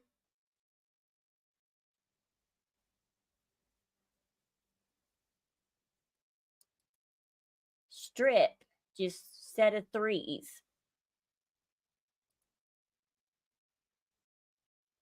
I don't know. She probably is pregnant. She needs so much help. She doesn't need a baby. She doesn't need a husband. I wish she would listen. Like Anxious Aunt today was talking about Gypsy. Try being single for once. It's really fun. It's actually really great. There's nothing to be afraid about being single. Oh, Nina? It's Nina. She is the one that's spreading the news that Ken is gay and yeah, she's the panini press girl. The one that her and Gypsy got in that fight about Ken wouldn't touch her with the 10-foot pole. She's the panini pressed girl, the panini press streamer. But she's more of a gossip columnist style person. She's not into truth, or she's not really into the case. She's into the gossip. She's into the gossip and the tea. She does this for the gossip and the tea, not for the crime story. I do it for the crime story. Like I said, we can look at the way Gypsy is. Like I said, this girl CJ, she's good, guys. Check her out on TikTok. CJ, she's the one that I got this from today. Ugh, it went down again because oh, that's why. Okay, because I closed it out. So let's see. Hold on. Let me put the screen back up. Let's see. This girl CJ, it's just her name is just simply CJ. She's the one that I got this little snippet from somebody had posted this in a Facebook group talking about the autopsy report. Now, it doesn't give the full autopsy report. It just basically states that Dee Dee's wounds were done before the 10th and that her wounds had been there. It took her a couple days to die of the wounds. It took her a couple of days. Tonight at 8 p.m. Fancy's coming out on... Oh, I saw that. Okay. See, Fancy's acting just like Gypsy and Kate and everybody. I knew when Fancy brought out that video saying, "I'm done with Gypsy. We're no longer covering Gypsy. We're done." I knew she wasn't done. Fancy Maselli used to work for the family while Gypsy was in prison. She used to be a spokesperson for the family for 3 years. Her and Christy falling out once Fancy got a hold of the interrogation videos and found out that Gypsy was a liar and a manipulator, and threw Nick under the bus and got Nick purposely caught for the unaliving, even though she might have done the unaliving, according to at least this snippet of the autopsy report from Facebook. And I got this from CJ, and CJ said they went and looked at the Facebook groups from long ago, and they pulled it from the Facebook group. Somebody posted it in the Facebook group, and so it may be legit. It depends on who posted this in the Facebook group. There's not a full clipping of it, shows who posted it. But Fancy is the one who brought out the medical records, the interrogation videos 4 years ago, and started spreading the word that Gypsy was fooling around in prison. She wasn't doing her counseling in prison. She wasn't doing anything she needed to do in prison. The autopsy is, I don't know how much of it is leaked. This portion that says the physical findings and injuries discovered on examination, this portion is leaked. We would have to go jump down. I don't know what Facebook. I don't know what Facebook. There is so many Facebooks for Dee Dee Blanchard. I don't know which one she did, because there's Dip G Blanchard, there's Dee Dee Blanchard, there's D Jip Blanchard, Dee Dee Blanchard. There's so many Dee Dee Blanchards. D Blanchard. It's like, which one? It would have been in one of their book or one of their Facebooks after I'll have to ask her which Facebook she got it from. She said she went diving down the rabbit hole. She went diving down the rabbit hole and found it. Basically, you gotta go find these, because when Gypsy went to prison, Facebook was the popular thing at the time. YouTube still wasn't that popular. There was no TikTok. That TikTok wasn't popular yet. Facebook was still the place to go to stream everything. And so after their death, people made a bunch of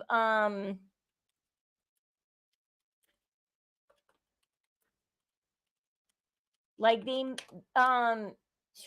who was it? It was the Katie Joy that made this one. Dee and Gypsy Blanchard, Nicole Gold-John case discussion. There's this one. I could try and join that group and see what they say. Do you understand? Yes, this is a discussion group. I don't want to discuss anything. I just want to see posts.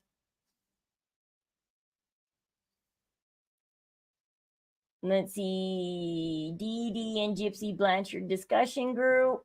So some of these discussion groups were opened up as soon as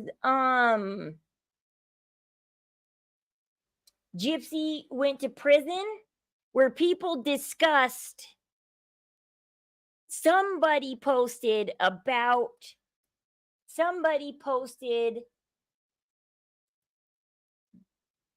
this snippet about the autopsy. I would like to see who made this post, because we do know that Claude has the autopsy.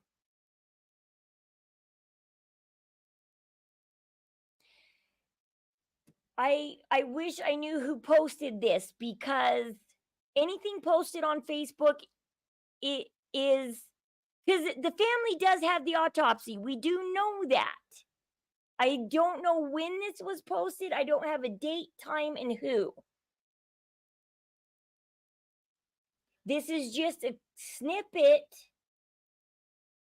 of a post that was posted on, CJ found it on Facebook.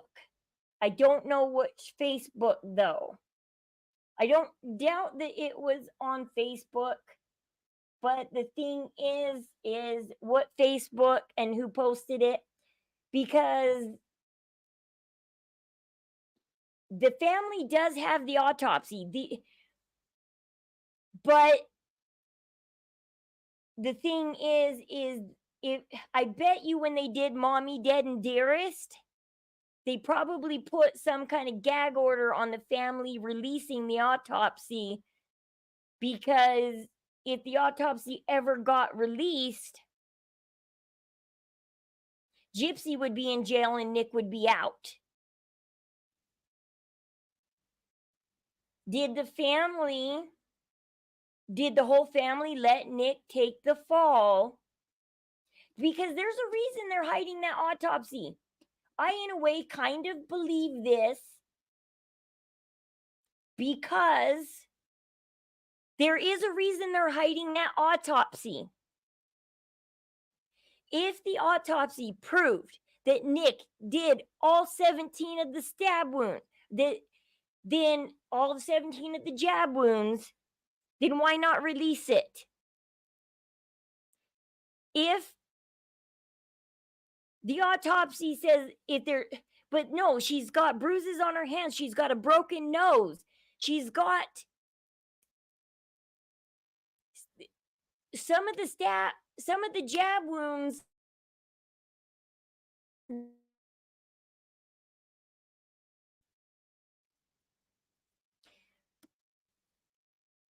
And Fancy said that the blood splatter in the crime scene photos does not make sense.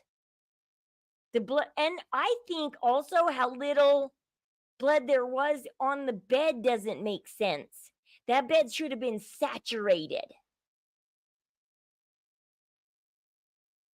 It doesn't, the crime scene photos don't make sense. They don't. That, I think Dee Dee was moved. I don't think where they found her is where she passed away, or at least was initially jabbed. Like Fancy says, it might have happened out in that little tiny shed, because that shed was washed down and wet too.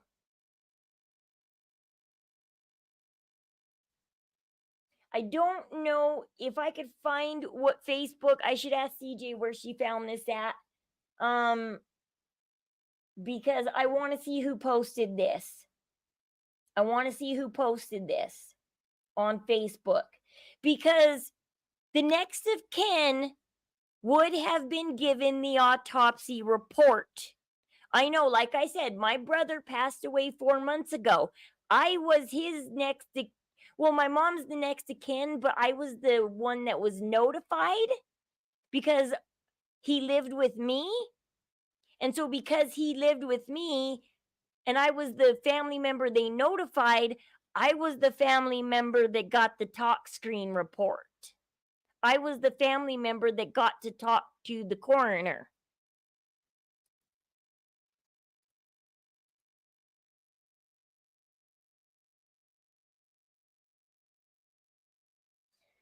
So, but I do know that Facebook was popular way back in 2015, and a lot of people opened up these discussion groups back then to talk about what was going on. And when they first got Dee Dee's autopsy report, Gypsy didn't have a defense at that time that was spreading the rumors about Munchausen by proxy, trying to cover it up. So that's why I've been trying to find newspaper articles from 2015. I've been trying to dive and find newspaper articles from 2015 because the truth would have been spread within the first couple months after the passing, before the defense started making all the neighbors and all the family members stop talking, because they needed to spin this narrative that Nick was the master and everything, and they got Gypsy off with the plea deal. If Gypsy, the reason why Gypsy took the plea deal is because if she didn't, the autopsy report would have made it to court and been public knowledge. However, by Gypsy taking that plea deal, all the evidence got suppressed, and it's being held until she finishes out her sentence. As soon as she finishes out her sentence, everything just goes into a back room and collects dust. All evidence, everything. See, maybe it's in prayers for Dee Dee or something.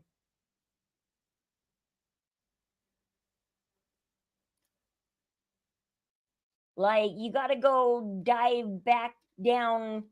It'd take forever to sit here and scroll all the way down. Oh, maybe this isn't one. This has stuff about famous people. This doesn't have anything about.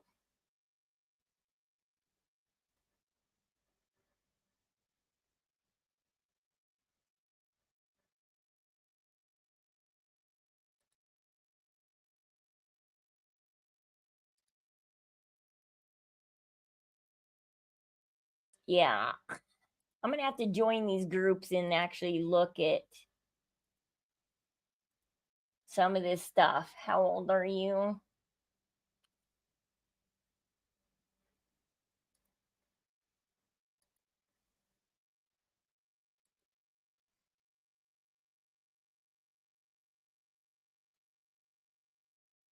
Okay, this one's a public one.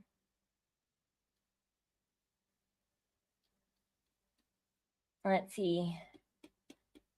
Is there a way to quickly go back to like 2015? Search.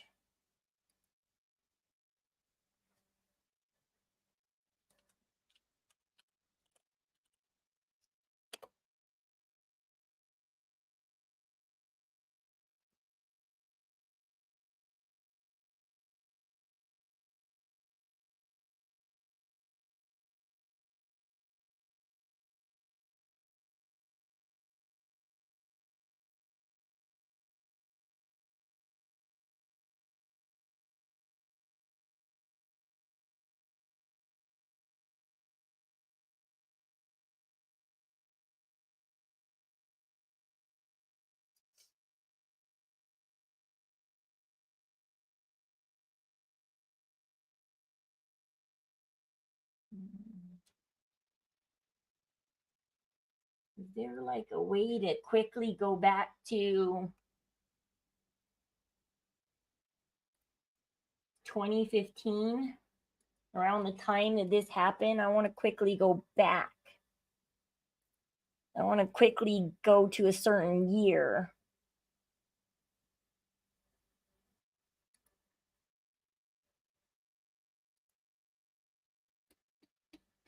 Instead of manually be like, scroll. Because see, this is why it's hard to go search Facebook stuff, because you have to sit here and like scroll, stop, look at the post year 6 days ago. What? See, so many people post. You gotta go back. We're still at the baby announcement. Ugh. Stupid how this gets stuck. Because these old if you can find some of the Facebooks they started back in 2015, you could possibly find some good stuff. But you got to go find one that family and neighbors were part of back in 2015. And then you can find. But I bet you as soon as they got Gypsy's defense going and they did Mommy Dead and Dearest, because all the family, Claude, everybody was in Mommy Dead and Dearest. I bet they got everybody to be like, to sign contracts promising not to talk about certain things, especially stuff like the autopsy.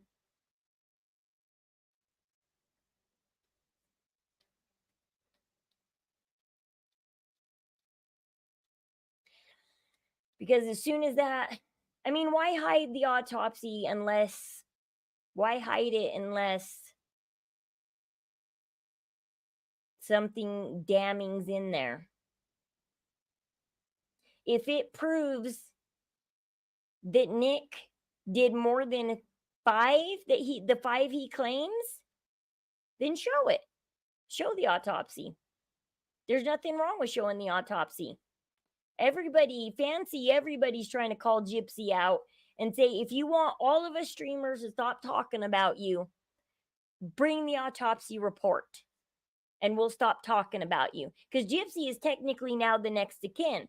She's the one who can get a hold of the autopsy report.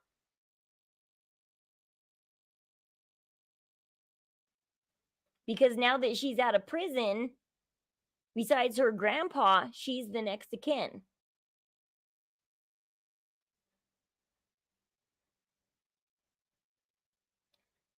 All I know is it's a Facebook post. It's a Facebook post. I don't know who posted it and when it was posted.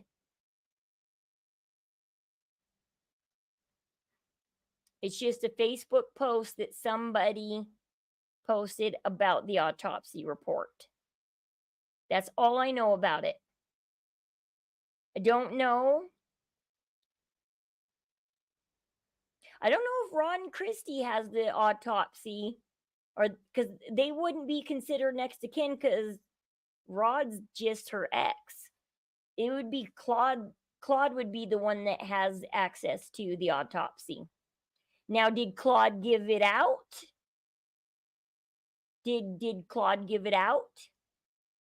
I don't know. You'd have to call Claude and say, hey, when you got that autopsy report, what'd you do with it? Did you give it to any family members? Did you post it on Facebook? What'd it say, buddy? I bet. But like I said, did somebody make him sign an NDA that he wouldn't talk about the autopsy?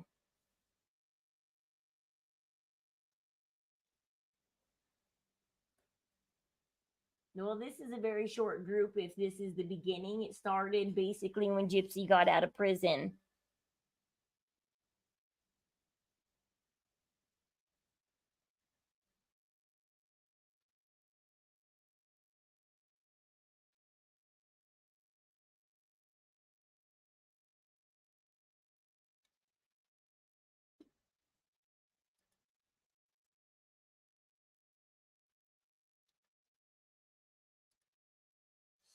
Well, I'm joining some of these groups to see if there's anything, because I want to see these for myself.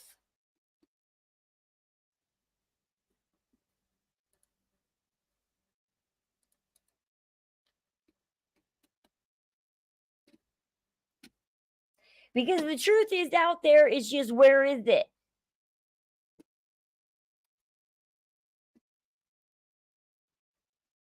But all I know is it's a Facebook post. People already suspect that's what happened. I think that's what happened. This is a true crime channel. I talk about the crime. I don't do gossip. I don't do gossip and lies. That's Nina.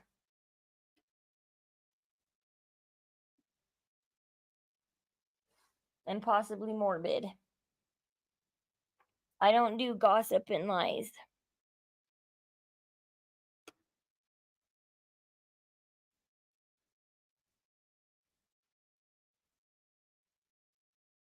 Well, you can say whatever you want. If you don't like it, you don't have to watch it.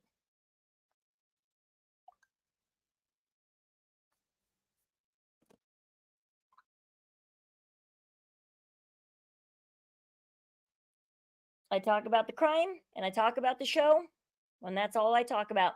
It's crime and the show.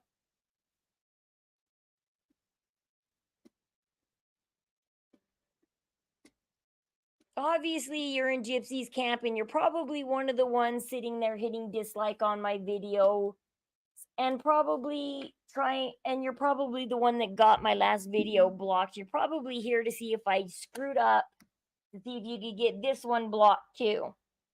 But I didn't play any sound on it, so I don't think you can get it blocked. So you can try. And if you get it blocked, well, then I'll just redo the video without any visuals, and then you can't get that one blocked. Because even if you agree that something's gossip, you can't get it blocked for gossip. No, I showed clippets of the show.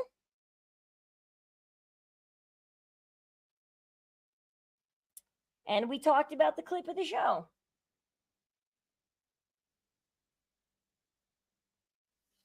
It's her. She's the one who made the show. There's the show. And I verified that that came from a Facebook group. That's a snippet from a Facebook group. It's a snippet from a Facebook group.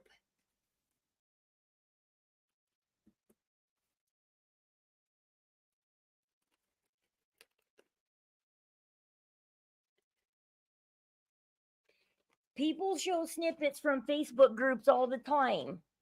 There's the pictures of her in her Star Wars outfit from Facebook groups. Blah, blah, blah. But I'm not going to argue this with you. You're obviously one of those 4 Gypsy people. And like I said, I don't hate Gypsy. I think she needs some intensive counseling. And by the way, no adult in this world gets to just do whatever they want. Okay? And so she needs some intensive counseling to learn that no adult, ask any adult in this world, do you ever get to just go out and do whatever you want just because you want to? Do you ever? Do you live a cookie cutter life? Yeah, pretty much everybody does. Everybody's happy living their cookie cutter lives and they don't go out and just do whatever they want to do. Hey, Christine. And so she needs some real intensive therapy so she can learn that everything she's trying to avoid about being an adult is actually what adults do. We live cookie cutter lives, and those are safe, nice lives, and we don't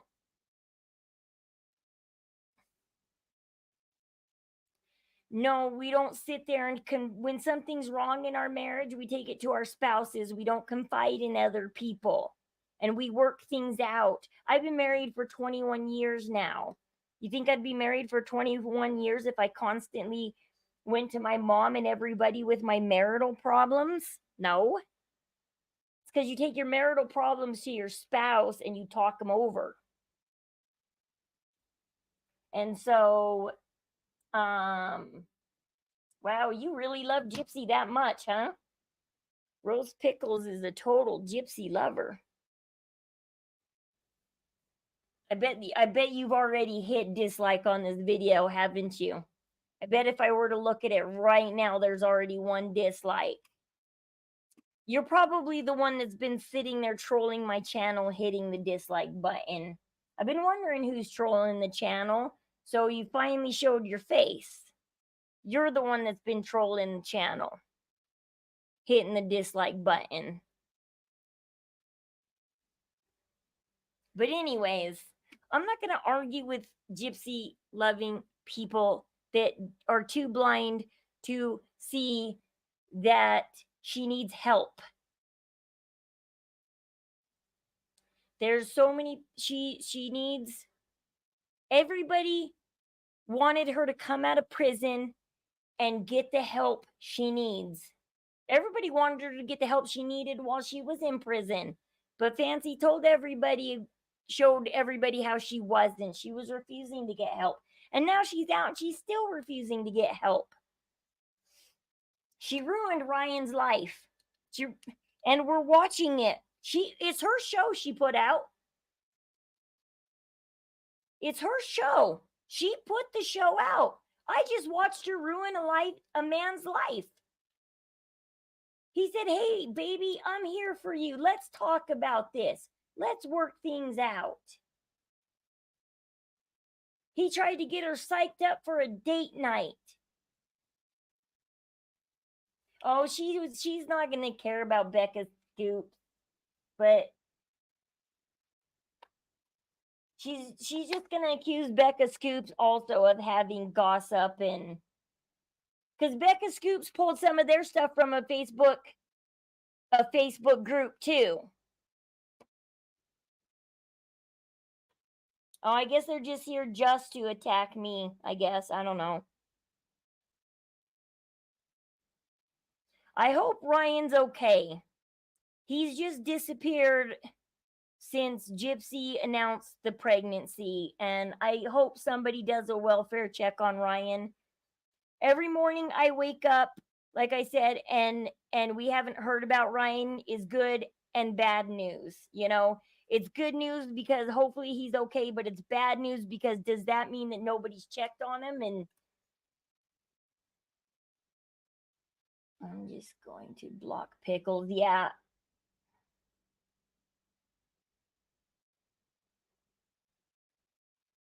And so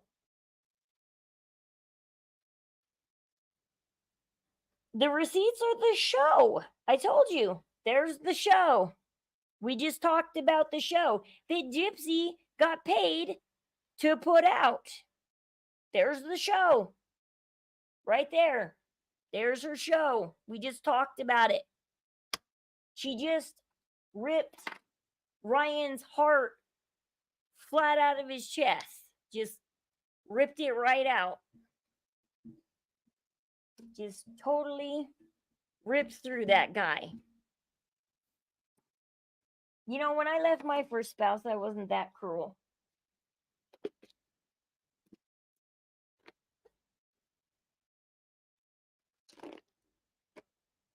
But yeah.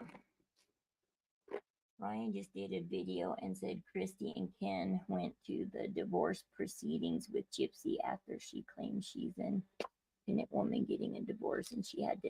I thought their divorce thing wasn't until the 29th. I thought it was at the end of this month. Okay, so Ryan is okay?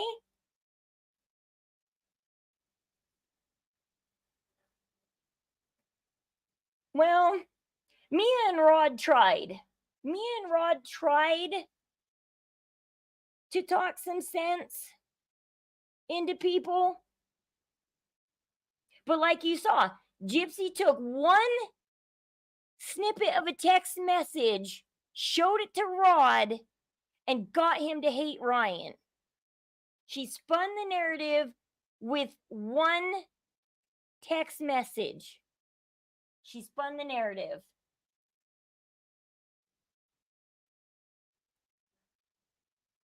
Yeah, I guess so. Well, of course, Ken is going to go and make sure the divorce gets done and that his baby's involved in the divorce. He's probably going to ride the whole ride with one. Christy, yeah, she, I don't know. Christy and Ken started this. Because, like I said, Gypsy called Ken 2 weeks before she married Ryan. She called Ken while she was married to Ryan. She called Ken a week before she got out of prison. What did Christy and Ken talk about for 2 hours that all of a sudden things changed? That a week ago, when Gypsy said, I'm getting out of prison next week, and Ken said, okay, I'm engaged to this chick. I'm happy. You're happy. Great. Have fun.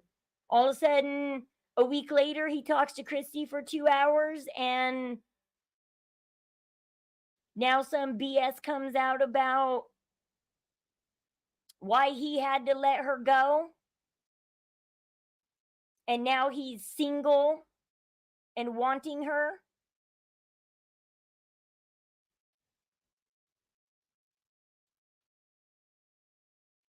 But I think he might have lied when he said he was single. According to Natasha Cooper's video, I don't think Ken left his fiance until Gypsy left Ryan. I think they both left their significant others at the same time. Because everybody knew who Ken's girlfriend was that he had just dumped. Everybody said it on Natasha Cooper's live. And see, if Steve Wood was true, which he's not, if Steve Wood was true, then everybody would have known about Steve Wood, not the girlfriend on Natasha Cooper's live. And that's why I don't believe these Steve Wood rumors. And I don't believe these grinder rumors. These aren't true. He had a fiance for a couple of years that he ditched when Gypsy got out of prison.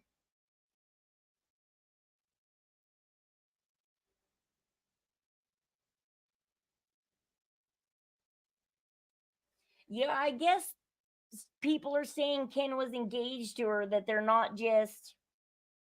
No, because if Steve Wood would have existed, then people would have named him and not the girl. Because that Steve Wood letter said that Ken was dating Steve and then went to Louisiana and played house with Gypsy while they were still together. Well, then who's the girl that everybody on Natasha Cooper's live they pinned out was Steve's, or not Steve, but Ken's girlfriend? See, this is why I know the Steve Wood rumors are bunk. Ken's not gay. Ken's straight.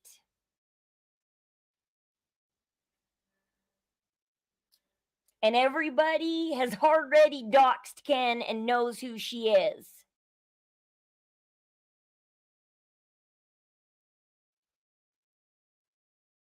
I mean, because, yeah, I mean, Ken was sitting there going, what? You guys know her name? And Gypsy's like, what? And he's like, yeah, they know. They're like, yeah, everybody on the internet is better detectives than the detectives we have in our police force. These people that sit at home that know how to work the internet, they know how to find and dig and get things. And so if there was a Steve Wood, if a Steve Wood did exist, it wouldn't be gossip and news that Nina needed to tell everybody. It would be open knowledge.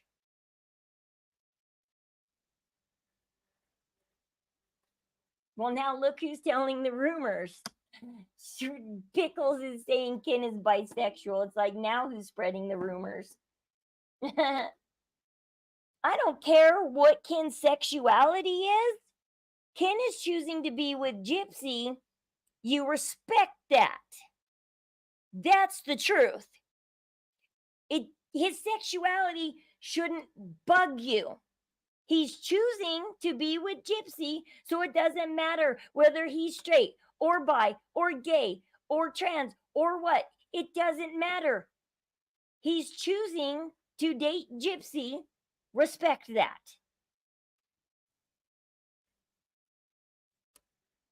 Reality is not talking about somebody's sexuality and just respecting who they're with.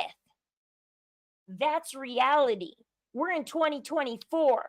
You don't make fun of somebody. Somebody's sexuality isn't a joke anymore in 2024. You just respect who they choose to be with. I got friends that say they're bi, but they're married to the opposite sex. Should I not believe that they're bi because they're with the opposite sex? Should I tell them, no, you're straight? No, it's not my job to tell anybody what their sexuality is. It's just my job is to respect who they're dating.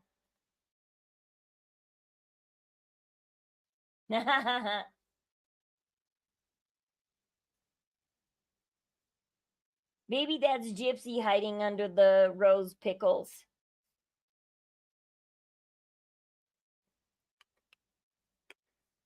May have to pay Ryan I think it's unfair that they're hiding all that money in a trust so that Ryan doesn't get any of it. It is marital asset. You shouldn't be able to take marital assets, hide them in a trust under your name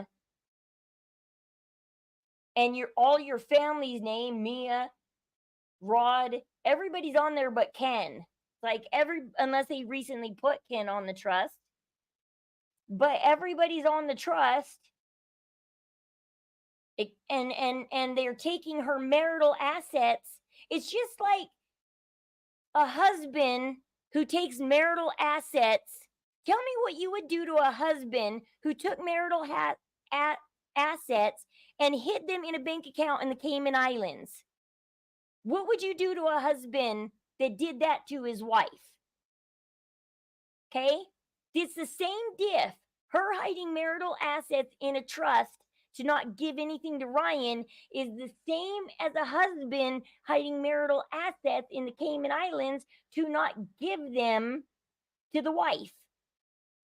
So the wife and the kids don't take his money. Same diff. Doxed. Karma is coming back 10 times.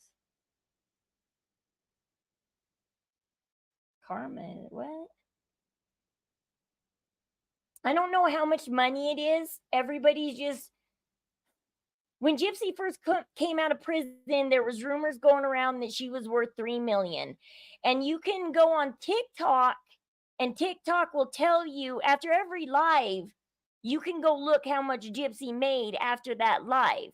Because TikTok and everybody discloses all streamers' assets are disclosed publicly. No streamer can hide how much money they make. You can tell if a streamer is monetized and making money because it will be listed. Streamers don't get to hide their assets.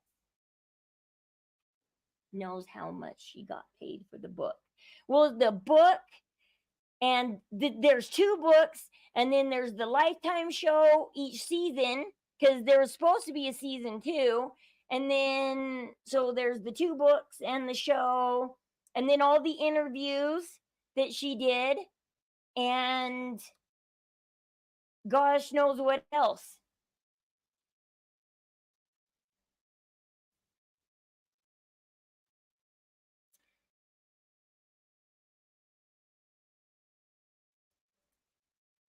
If Gypsy didn't want to be a public figure and have her money disclosed to the world, then she shouldn't have got on Lifetime.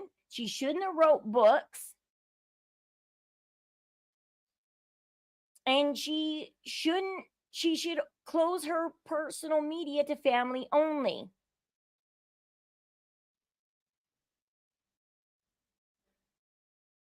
Anytime you make yourself a public figure and you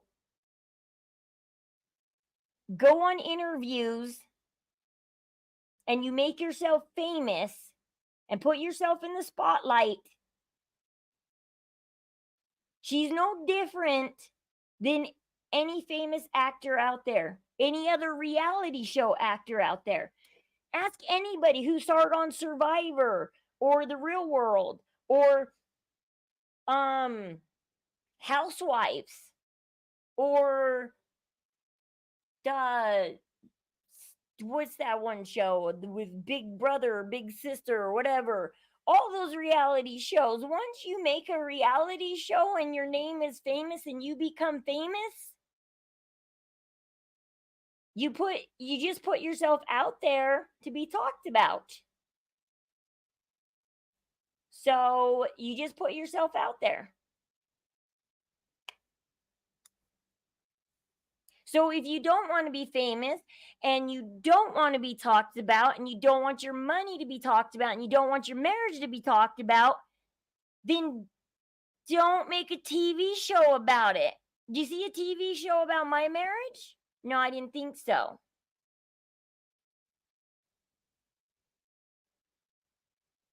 Yeah, I should put her on block too. My mods aren't in here today. Sometimes my mods are in here, sometimes they're not. Delete comment, put user in timeout, ban user, and delete their comments. There we go. I'm gonna have to just ban them myself. Because they're being stupid. They're like, are you jealous? It's like, I'm not jealous of the Gypsy that she made herself a public figure. If I want, whatever, it's like stupid. You make a TV show about you getting out of prison and your marriage is going to get talked about by the whole world. Channels and information outing Gypsy's lies to stay that ignorant. Well, yeah, if I didn't out her, other people would out her. Well, there's supposed to be a group of us. Well, like when I contacted CJ last night and said, where did you get this snippet about the autopsy? And I said, don't worry, I'll give you a shout out on my channel. And she said, yay, because we all have to stick together and help each other out. And I said, yes, we do. I said, don't worry, I'll give you a shout out and let everybody know where I got this from and tell them to go check out your channel and to check out your stuff for themselves. The second, yes, she offed her mother and did that crime, she made herself famous and popular. She's like, I didn't expect to get this famous and popular. And you know what? There's plenty of other people out there. Like, I compared Gypsy to the Lolita of Long Island. What's her name? Amy Fisher. She tried to get a reality show and everything. And then she didn't. And then ultimately she disappeared and changed her name and went into hiding. And Gypsy, if she doesn't want to be talked about, then she needs to go change her name and go into hiding and disappear. Except for she's got too famous of a nose now and everybody will know her wherever she goes. Yeah, if you have over 250 suitors in prison, you know you're famous. If you got over 250 guys around the world, from Italy and everything, saying, I want to marry you, you know you're famous. And when people ask you, do you want to do a TV show? You know you're famous. And if you don't want to be talked about, you politely say, no, I want to work a regular job at McDonald's. And then you go work that regular job at McDonald's and have a regular life. She said yes to the books. She's even Morbid just put out a thing. She's even narrating her own books. That's how greedy she is in fame. She's narrating, she's doing her own she's doing the voiceover for the audio for the books. She's doing her voiceover. Her and her can have forever ties. I mean, if you don't want people talking about your marriage, your divorce, your baby, and everything, then why'd she publicly announce her baby to the world in a YouTube video? If she didn't want it talked about, then why did she publicly announce it? Other famous people keep their pregnancies hidden. How people find out is paparazzi follow them and take pictures. Now, I think paparazzi following famous people around and butting into their lives and taking unwanted photos is rude. But if you do a TV show and you do a YouTube video to the world, well, then you're a fair game to be talked about.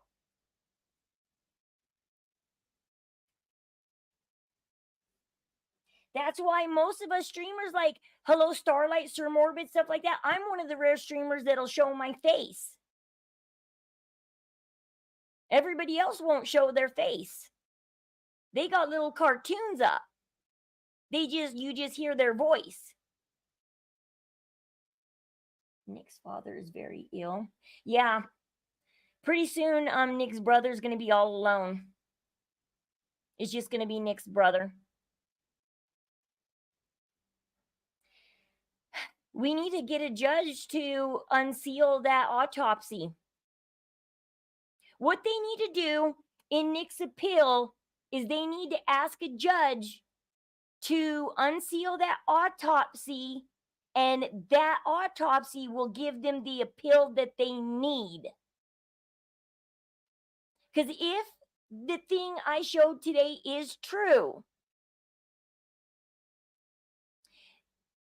that autopsy report will give them the appeal that they need.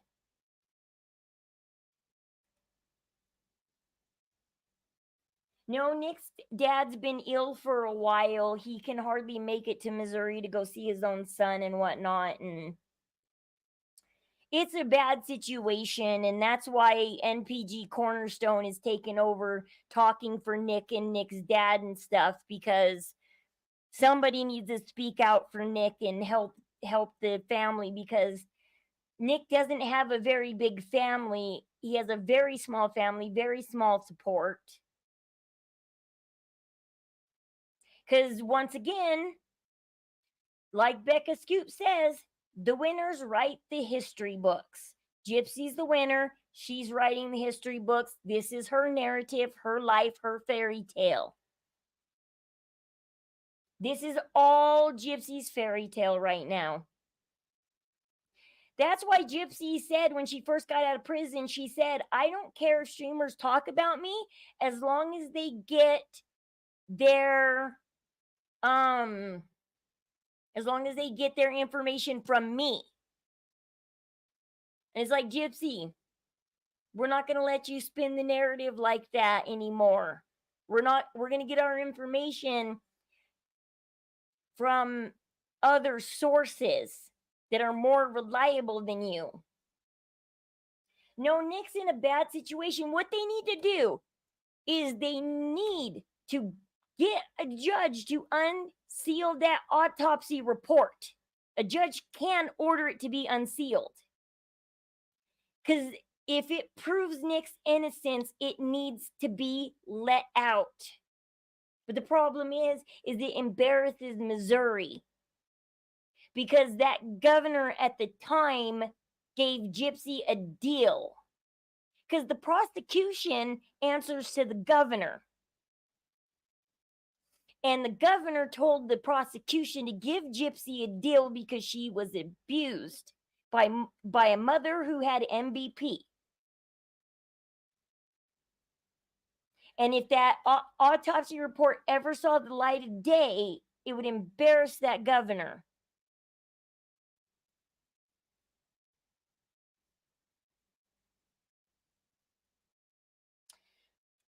Ryan should write to Nick in prison and they should become best friends. Ryan really would have a best friend in Nick. He should write to Nick. He should. He should.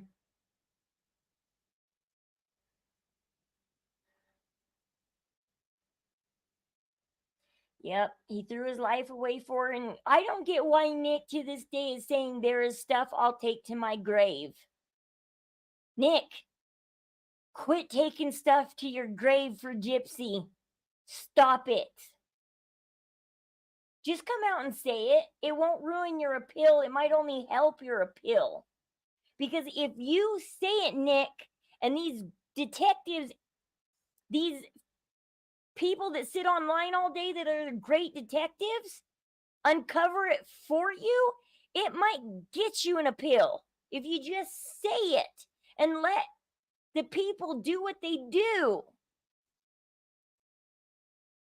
I mean, Nick just needs to say the truth, the real, God's honest truth, and these people out here will do what they do, and they will find Nick's appeal for him. And maybe they'll even find a really good lawyer that'll take that appeal.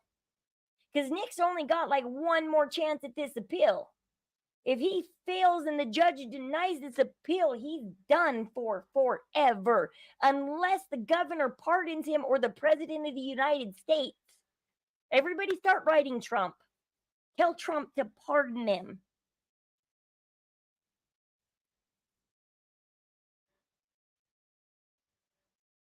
Be like, Trump, as soon as you become president-elect, you need to pardon Nick.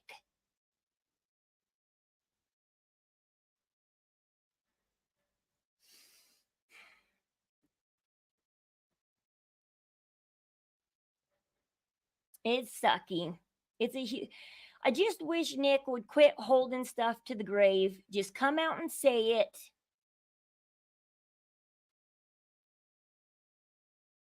And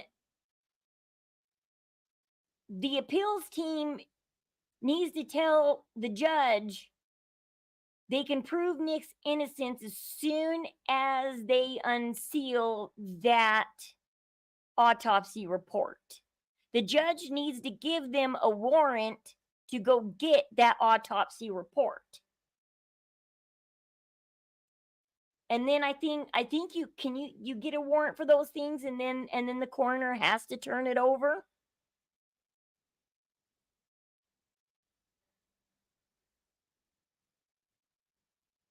He does still. It's stupid how well he speaks a Gypsy, even though she's out here making a fool of him, saying, well, he's on his journey.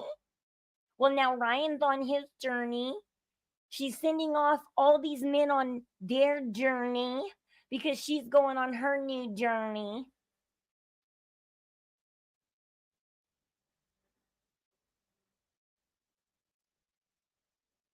Yeah, I think those tire marks. Who was I talking to the other day? They were like, well, the tire marks could be the cab or something, or they didn't believe it was Dan. And I was like, no, it wouldn't have been the cab that picked up Gypsy. No cab would have parked on the lawn and made tire tracks on the way out.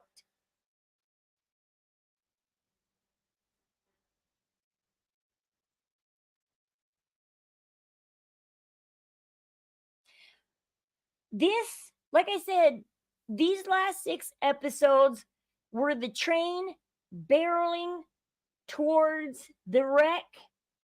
Episode 7 was the train wreck. Everything just exploded. And now episode 8 is going to be the news, the equivalent of the news, basically gaslighting you that you didn't see a train wreck.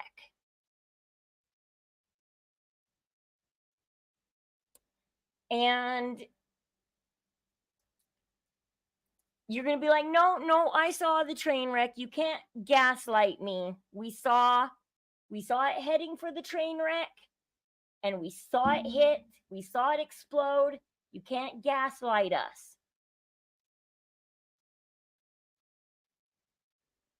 But the next episode is just going to try and finish this up with gaslighting us about the train wreck we saw.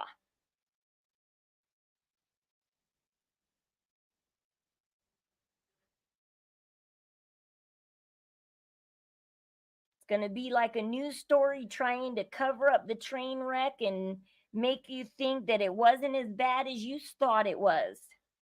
Because, like I said, they got a 3-hour drive from Lake Charles all the way to Cutoff, and Gypsy's going to cry to Christy to justify the sneak attack they just did on Ryan.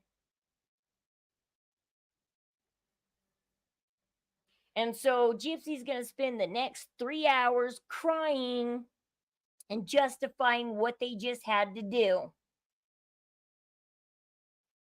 But Ryan did all this, and so of course we had to of course we were scared and said a prayer and then ran in there and I ditched my dog and everything.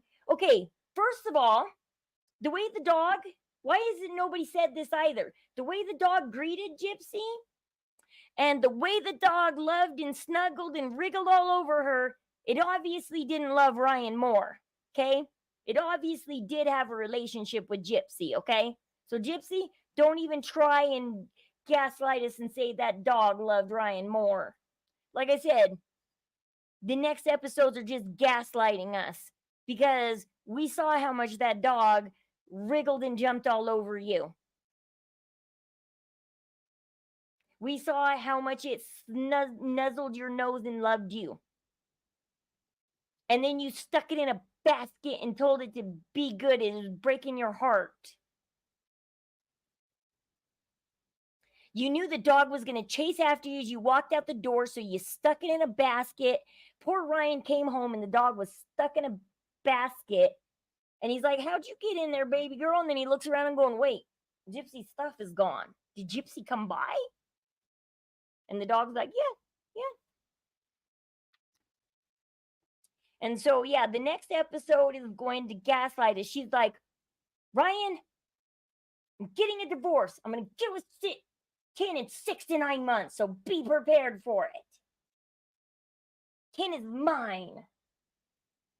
I thought they did. I thought I heard this season 2 was filmed and they were talking about a season 3. And now all of a sudden everything is scrapped.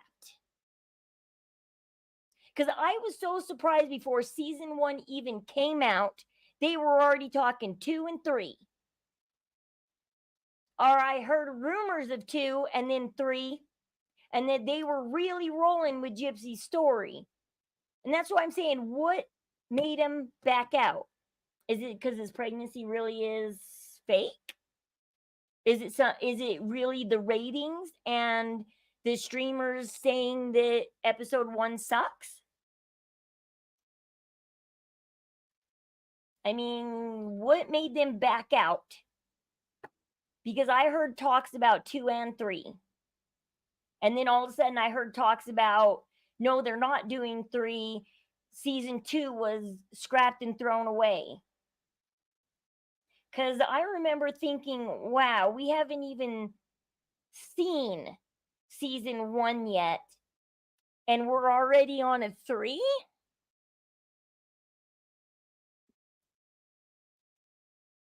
And now all of a sudden it's just 1 and they're done with Gypsy. 1 and done.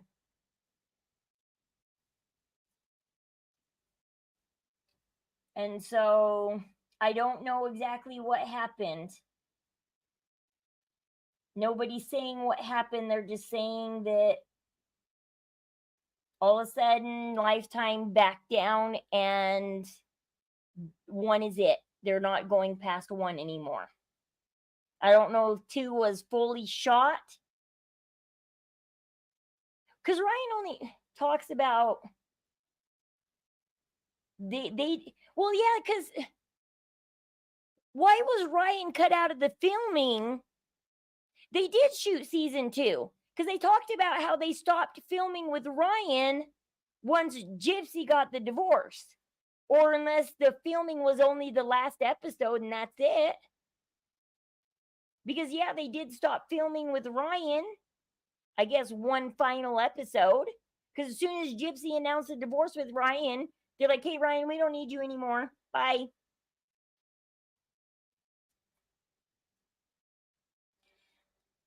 Gypsy just needs to fade into infamy and just,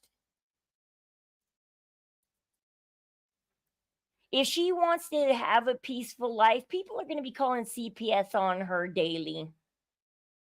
She really needs to drop all social media, drop off the face of this social earth, and literally her and Ken need to go move to a city. They need to change their names and move to a city where nobody knows them as much as they can, because they're so famous now, everybody knows what they look like.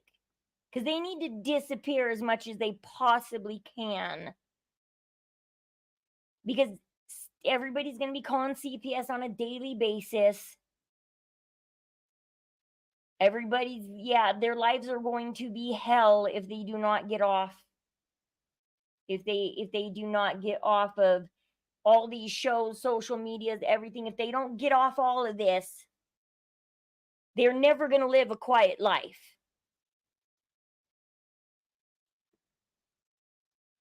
And all they have is themselves to blame, because as long as Gypsy keeps putting herself out there, we all know she's lying about not putting the baby out there. She told Good Morning America, no, unless it's family like movies.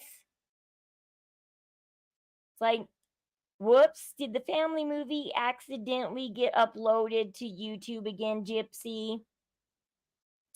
Oh, I bet it accidentally got uploaded again, didn't it? I think we're going to see a lot of accidental family videos get uploaded to YouTube.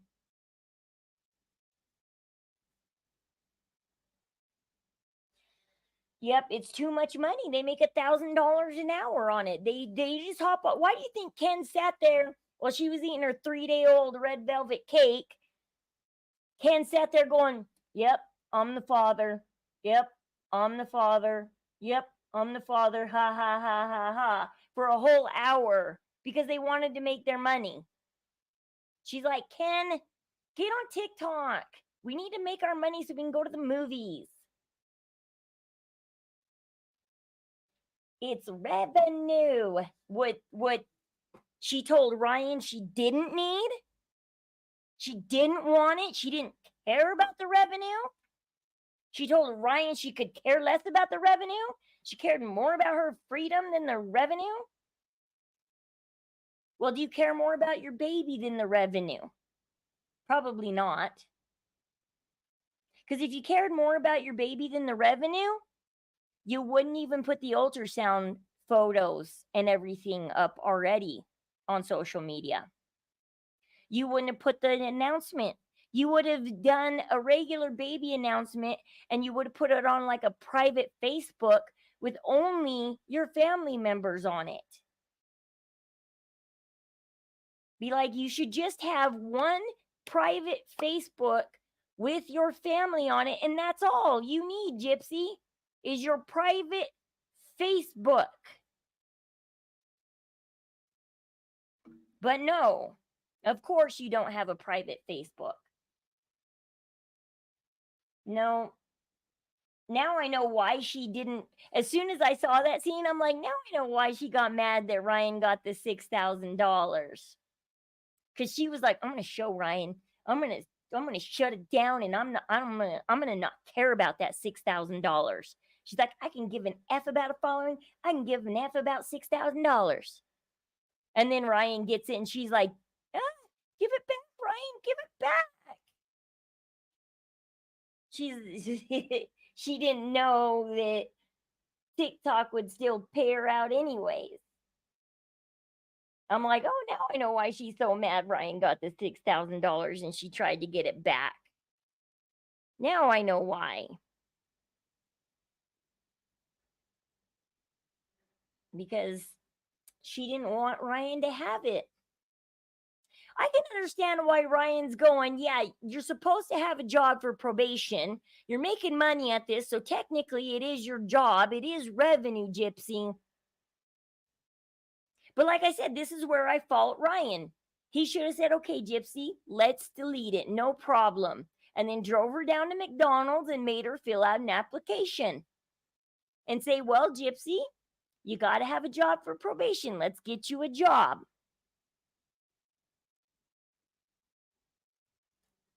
This is where I do fault Ryan. Ryan, you should have drove her down to McDonald's. Why didn't you drive her down to McDonald's and make her fill out an application?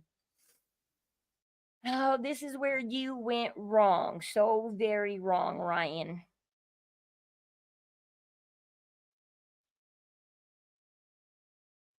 Social media is a gateway to hell.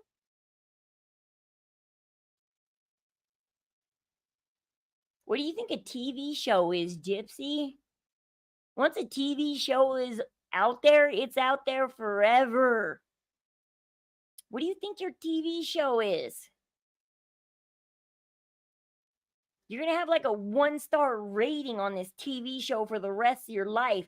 Lifetime in the future is going to be like, yeah, we should have never worked with Gypsy Rose. She took down our rating really bad. We thought her popularity was going to help our ratings. Oh no, she ruined our name.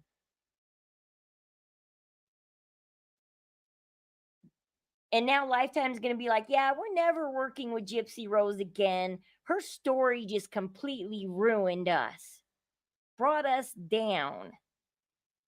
It's like, ha, that rating's going to stick forever, Gypsy. People are going to go back and they're going to go to IMDb and stuff, and they're going to read the rating on Rotten Tomatoes, and you're going to see a lot of Rotten Tomatoes thrown at you.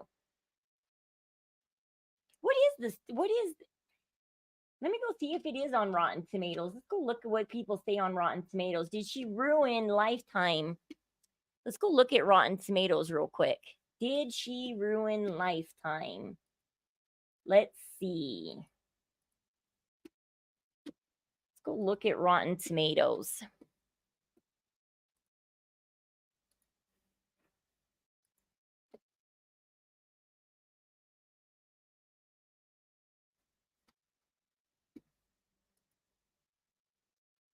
Let's see. You're cracking me up with everything. Duchess turns to shit. Yeah, she doesn't have the Midas touch. She has that gypshit touch. There's a reason why people call her gypshit. She has the gypshit touch, not the Midas touch.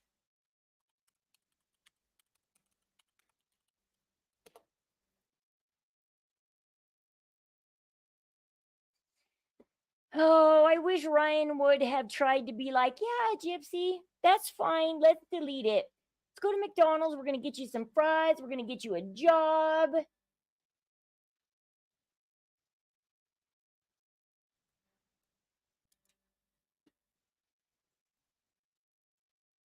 Okay. Come on. Okay, here we go.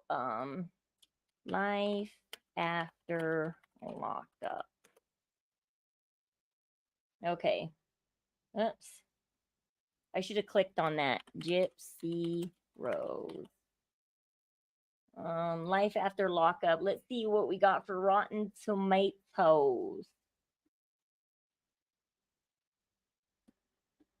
Did she actually have a good score on Rotten Tomatoes?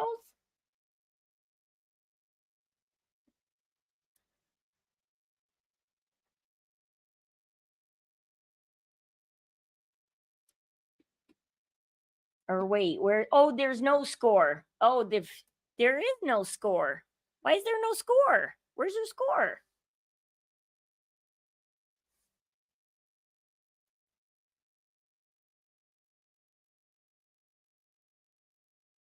There is no Rotten Tomatoes score or reviews. Did Rotten Tomatoes like did it get so bad they had to just shut it down? They're like, wow, this is the worst ratings we ever got. You know what? Just down all the comments, shut down all the scoring. They're like, just shut it down.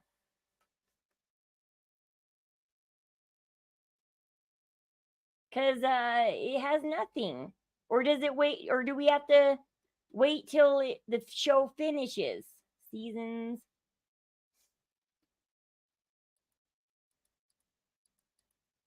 Um.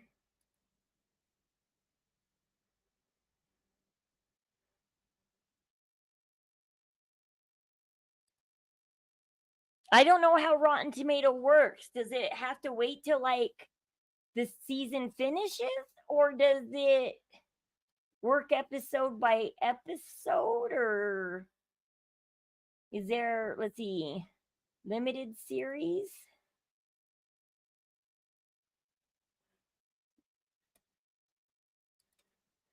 The series teeters between intriguing and invasive as the audience watches Blanchard cycle through several intense life transitionings on the world stage.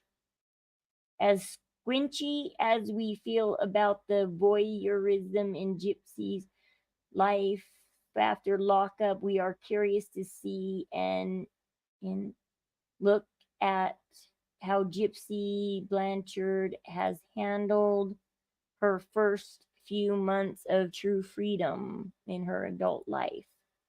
Well, there's only 2 reviews, and they seem to be more narrative than actual reviews. It just seems to be like describing the show. It's not an actual review. It seems to be like describing the show. And there's no rating. There's no rating. Would it be under IMDb maybe? Let's see what IMDb has. Ratings, reviews. Okay, Gypsy Rose. Life after lockup.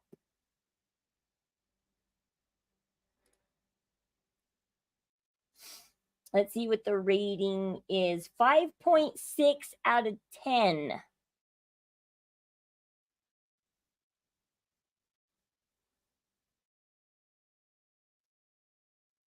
The first episode got a 4.7 out of 10.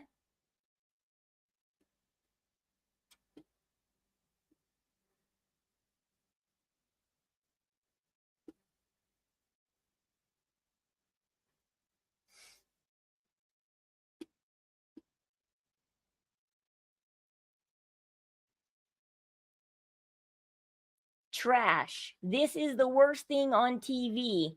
Why glorify a killer? So, are we giving everyone that walks out of prison a TV show? It really is garbage. A convicted felon that is on parole yet doesn't have a job. She is cheating on her husband with an ex fiance. This is seriously the worst thing ever on Lifetime. A sensationalized or glamorized criminals can definitely be controversial. And I don't feel like this is a person that youth should be looking up to. And by giving her a TV show is just another example of what our youth is seeing as a possibility to get out of a situation that they are in and get rich from. 14 people found this helpful, 4 did not. Well, technically, cheating on your spouse, going to prison, being a felon, being a woman is actually right up Lifetime's alley. See, I've been watching Lifetime since I was a teenager. Cheating scandals, murder, prison, women bashing men. People used to call Lifetime the men bashing network. This is actually right up Lifetime's alley, actually. People don't realize. I mean, the thing is yeah, she's not a good example and everything, but Lifetime has never been Lifetime has never, none of their movies have ever been a good example of life, what life should be like. Lifetime is never, unless it's their Christmas shows or something. Then they put on like happy little Christmas shows. Nobody gets murdered at Christmas time. But other than that, Lifetime, this is right up their alley. Women killers that cheat on their husband. Yeah. Crime, that's right up Lifetime's alley.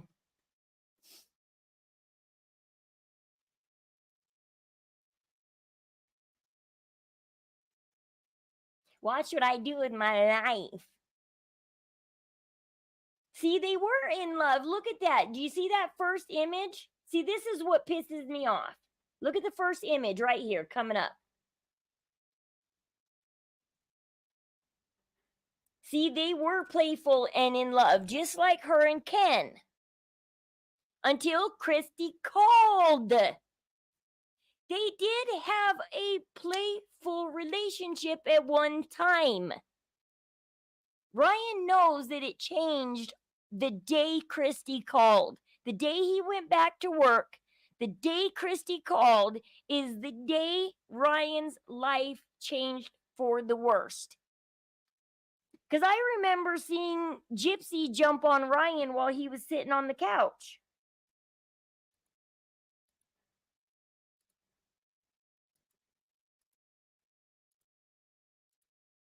I mean, they're holding hands while walking, and see, they're holding hands while walking there.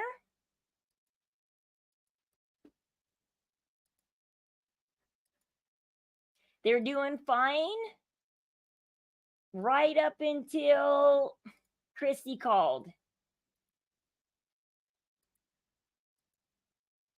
Christy called and changed everything. See, look, they're doing fine right there in New York. Look at that. That's how she jumped on Ken. See? This is how she jumped on Ken. I really think Christy is what made everything crash and burn for Gypsy. Gypsy could have been happy with Ryan. She could have, had Ken stayed away.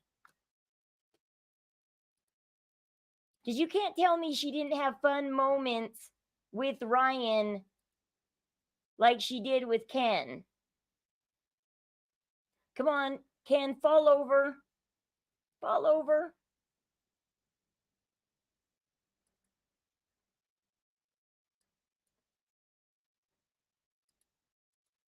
I just want to see Ken fall over.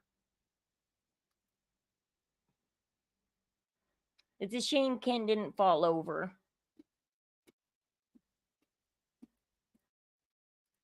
Is that the outfit she was twerking in that morning? Did she just get done filming herself twerking? Isn't this the outfit she wore when she was twerking? She's like, I'm twerking while waiting for Ken. That wasn't that her twerking outfit? Can't remember if it was a darker pink shirt or not, though. It was at least those pants.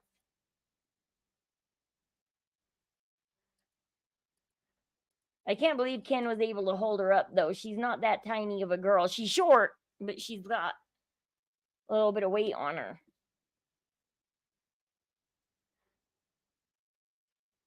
But I guess he was ready to pick her up because he squats down to pick her up.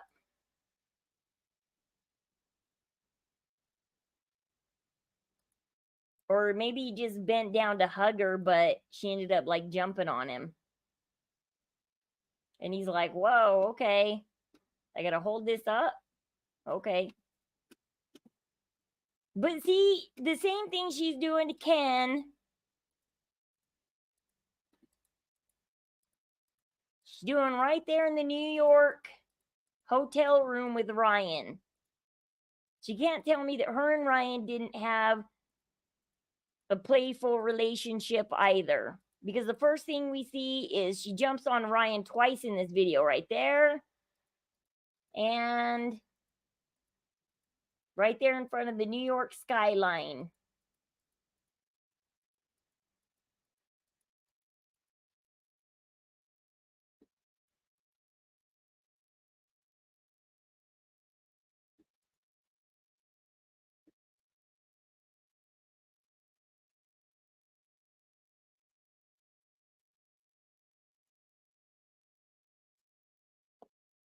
I got like an eyelash or something in my eye. Something's bugging my eye. I feel it. Something is just got in my eye. I can feel like this little lump in my eye.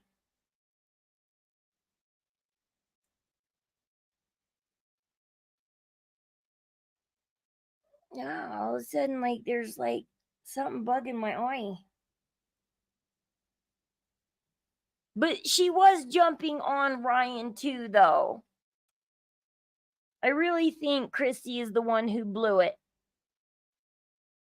Because she's like, I just cried over Ken's single. And then she goes and tells Mia, he's single. He wants me. And then from that moment on, she can't stop thinking about Ken and her manipulation and everything. Treat Ryan like shit. Just that car just speeds up full dead on speeding. She goes from having a little bit of a bumpy ride to just laying on that gas pedal. Big Brother starts tonight so I can get over Gypsy. Yeah, I need to watch. I've been watching other stuff on YouTube and stuff to get my mind off of Gypsy and stuff because I'm like, I don't want to watch Gypsy all the time. I thought things were ramping down. And I was like, well, it's time to move on to other things. I hope people still watch my channel as I move on to talking about other crimes and stuff. Because everything was ramping down. And then the pregnancy happened. I was really hoping the pregnancy wasn't going to happen. Things were ramping down. The show was halfway through. The show was ramping down. Everything was ramping down. Everything was coming. I could see like a light at the end of the tunnel. Like we were finally going to get through this tunnel of Gypsy stuff. And then people were going to have to start slowly moving on. And then the occasional Gypsy news would come up and we would cover it. But no, then the pregnancy happened. The pregnancy happened. Because I thought things were going to ramp down. And then, because I was going to do Scott, I have put Scott Peterson off for 6 months, 7 months now. I was going to do Scott Peterson. And then I told my husband, I said, what do you think of Gypsy getting out? And it was like, well, I thought my husband was the only one I had to talk to about Gypsy. I didn't know she was going to be this popular either. Because I was going to Scott Peterson, the week Gypsy got out, had just come out with his news about the Innocence Project that week too. And so things were going to start ramping up with Scott Peterson. And Gypsy stole all the news from Scott Peterson. I bet we'd all be doing Scott Peterson right now if it hadn't been for Gypsy. We'd all be covering Scott Peterson right now. The only thing I gotta say is good about covering Gypsy is I got to meet a lot of good creators and stuff that I don't think covering any other crime I would have gotten to cover. I don't think I would have got to met anybody. I don't think I ever would have got to go up on panel and for a moment in time and have fun for a moment in time if it hadn't have been for Gypsy. Like, she brought a lot of us creators together because I got a network for a minute. Because I don't know how to network. I go to creators YouTubes and stuff, and I can't figure out how to email them. I can't figure out how to privately DM them and talk to them. I don't know how to talk to them. I don't know how to DM them. I don't know how to get a hold of them. Because, like, right now, I would like to jump in on the Ruby case. Because guess what? I live in Utah.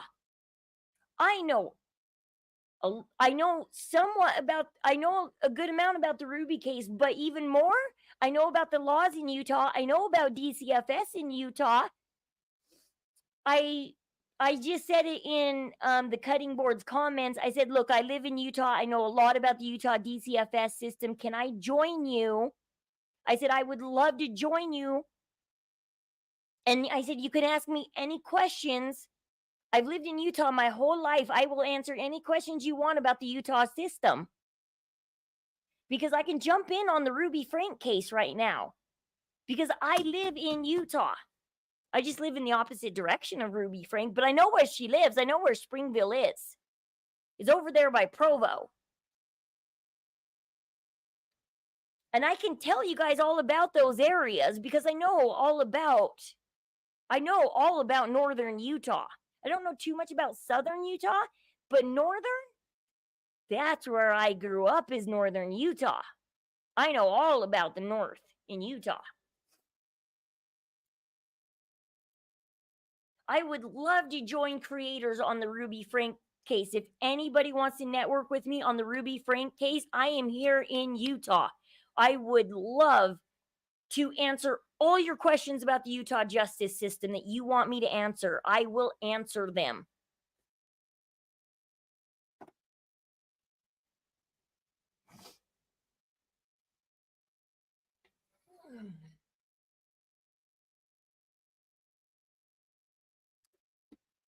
Because, yeah, I haven't talked about the Ruby Frank case yet. I should talk about it because I'm here in Utah. Same with the Josh Powell case. I was in Utah. Same with I do want to talk about the Elizabeth Smart case. Who was it in Morbid's chat? How do I get a hold of them? I didn't give them my email address, but I told them to message me because they don't think that Elizabeth Smart was kidnapped. I've never thought I've kept my mouth shut. Anytime anybody talks about poor Elizabeth Smart and her being kidnapped, I keep my mouth shut because I've never believed that she was kidnapped. Once again, I grew up here in Utah. I know the area that Elizabeth Smart grew up in. I know that area very, very well. I don't know Elizabeth Smart's family personally, but I do know the area she grew up in. And I was an adult when it happened to Elizabeth Smart. I totally remember that case. I remember the day she was found. Or was I in my late teens? I remember people who had saw Elizabeth Smart when she was kidnapped. I got some things to say about that Elizabeth Smart case, and I would like to do a panel about her case because I can bring some things to the table that people might not know about her case. But I do because I live here. She was taken in Salt Lake City. I lived in Salt Lake City, not a suburb of Salt Lake. I lived in Salt Lake too. She lived on the east side. I lived on the west side, but yeah,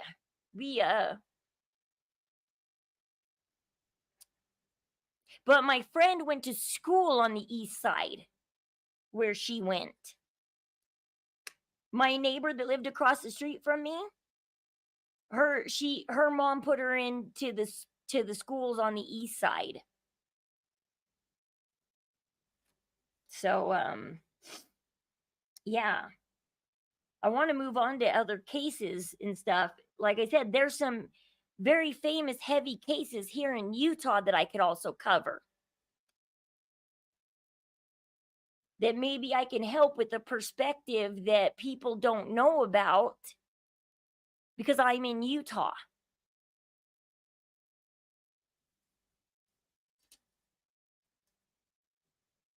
So yeah. Well, I'm gonna go lay down. My back is hurting and crap, and I've been doing this for over 3 hours. I cannot sit up too terribly long right now in my gaming chair for too long because my back just starts hurting.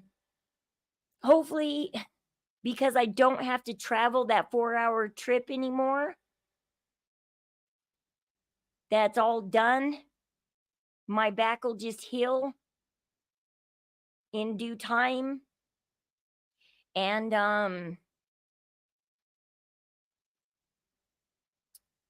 in time, yeah, my back will just heal and everything will be okay. And I'll be able to start sitting in my gaming chair again.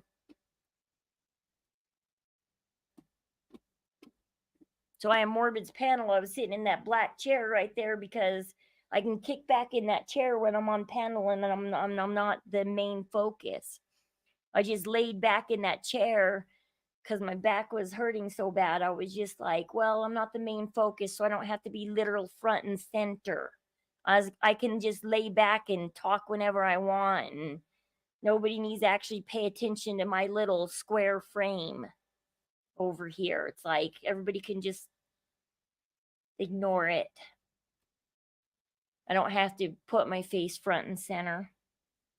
Well, thanks for going over the show with me, you guys. And we got to laugh at Rose Petals for sticking up for Gypsy for a minute and then block them. Be like, bye. We're done with you guys. We're done. But I love you guys. Thanks for chatting with me this whole time. And we'll wait till next Monday to be gaslighted, and then we'll talk about the gaslighting. And then we can all take a breath that it's all over. I wonder if, like, Sunday night, we should do a 6-episode recap timeline and see where we're at before we get gaslit on Monday. I was thinking of doing a recap Sunday night. If you guys are up for a recap Sunday night, if you guys want to do a 7-episode recap, like, we'll just hurry up and recap what we've seen over a course of 7 episodes before we see the final one. Or we can see the final one and then do a full season recap later and see where the story led us. But you guys have a good rest of your day today, midweek. And we'll see you guys later, and maybe I'll get to some of my other cases, and maybe the cutting board will answer me, and maybe me and her can do Ruby Frank together, like I said, because I would love to weigh in on the Utah DCFS system. I hate them, and I would love to weigh in on it for you guys. I would love to tell you all the corruptness that they are. All right, you guys. Right. You guys, stay warm, stay safe, stay healthy, and of course, stay loved, you guys. And have a good rest of your week. And we'll see you when we do. Oh, yeah, hit this button.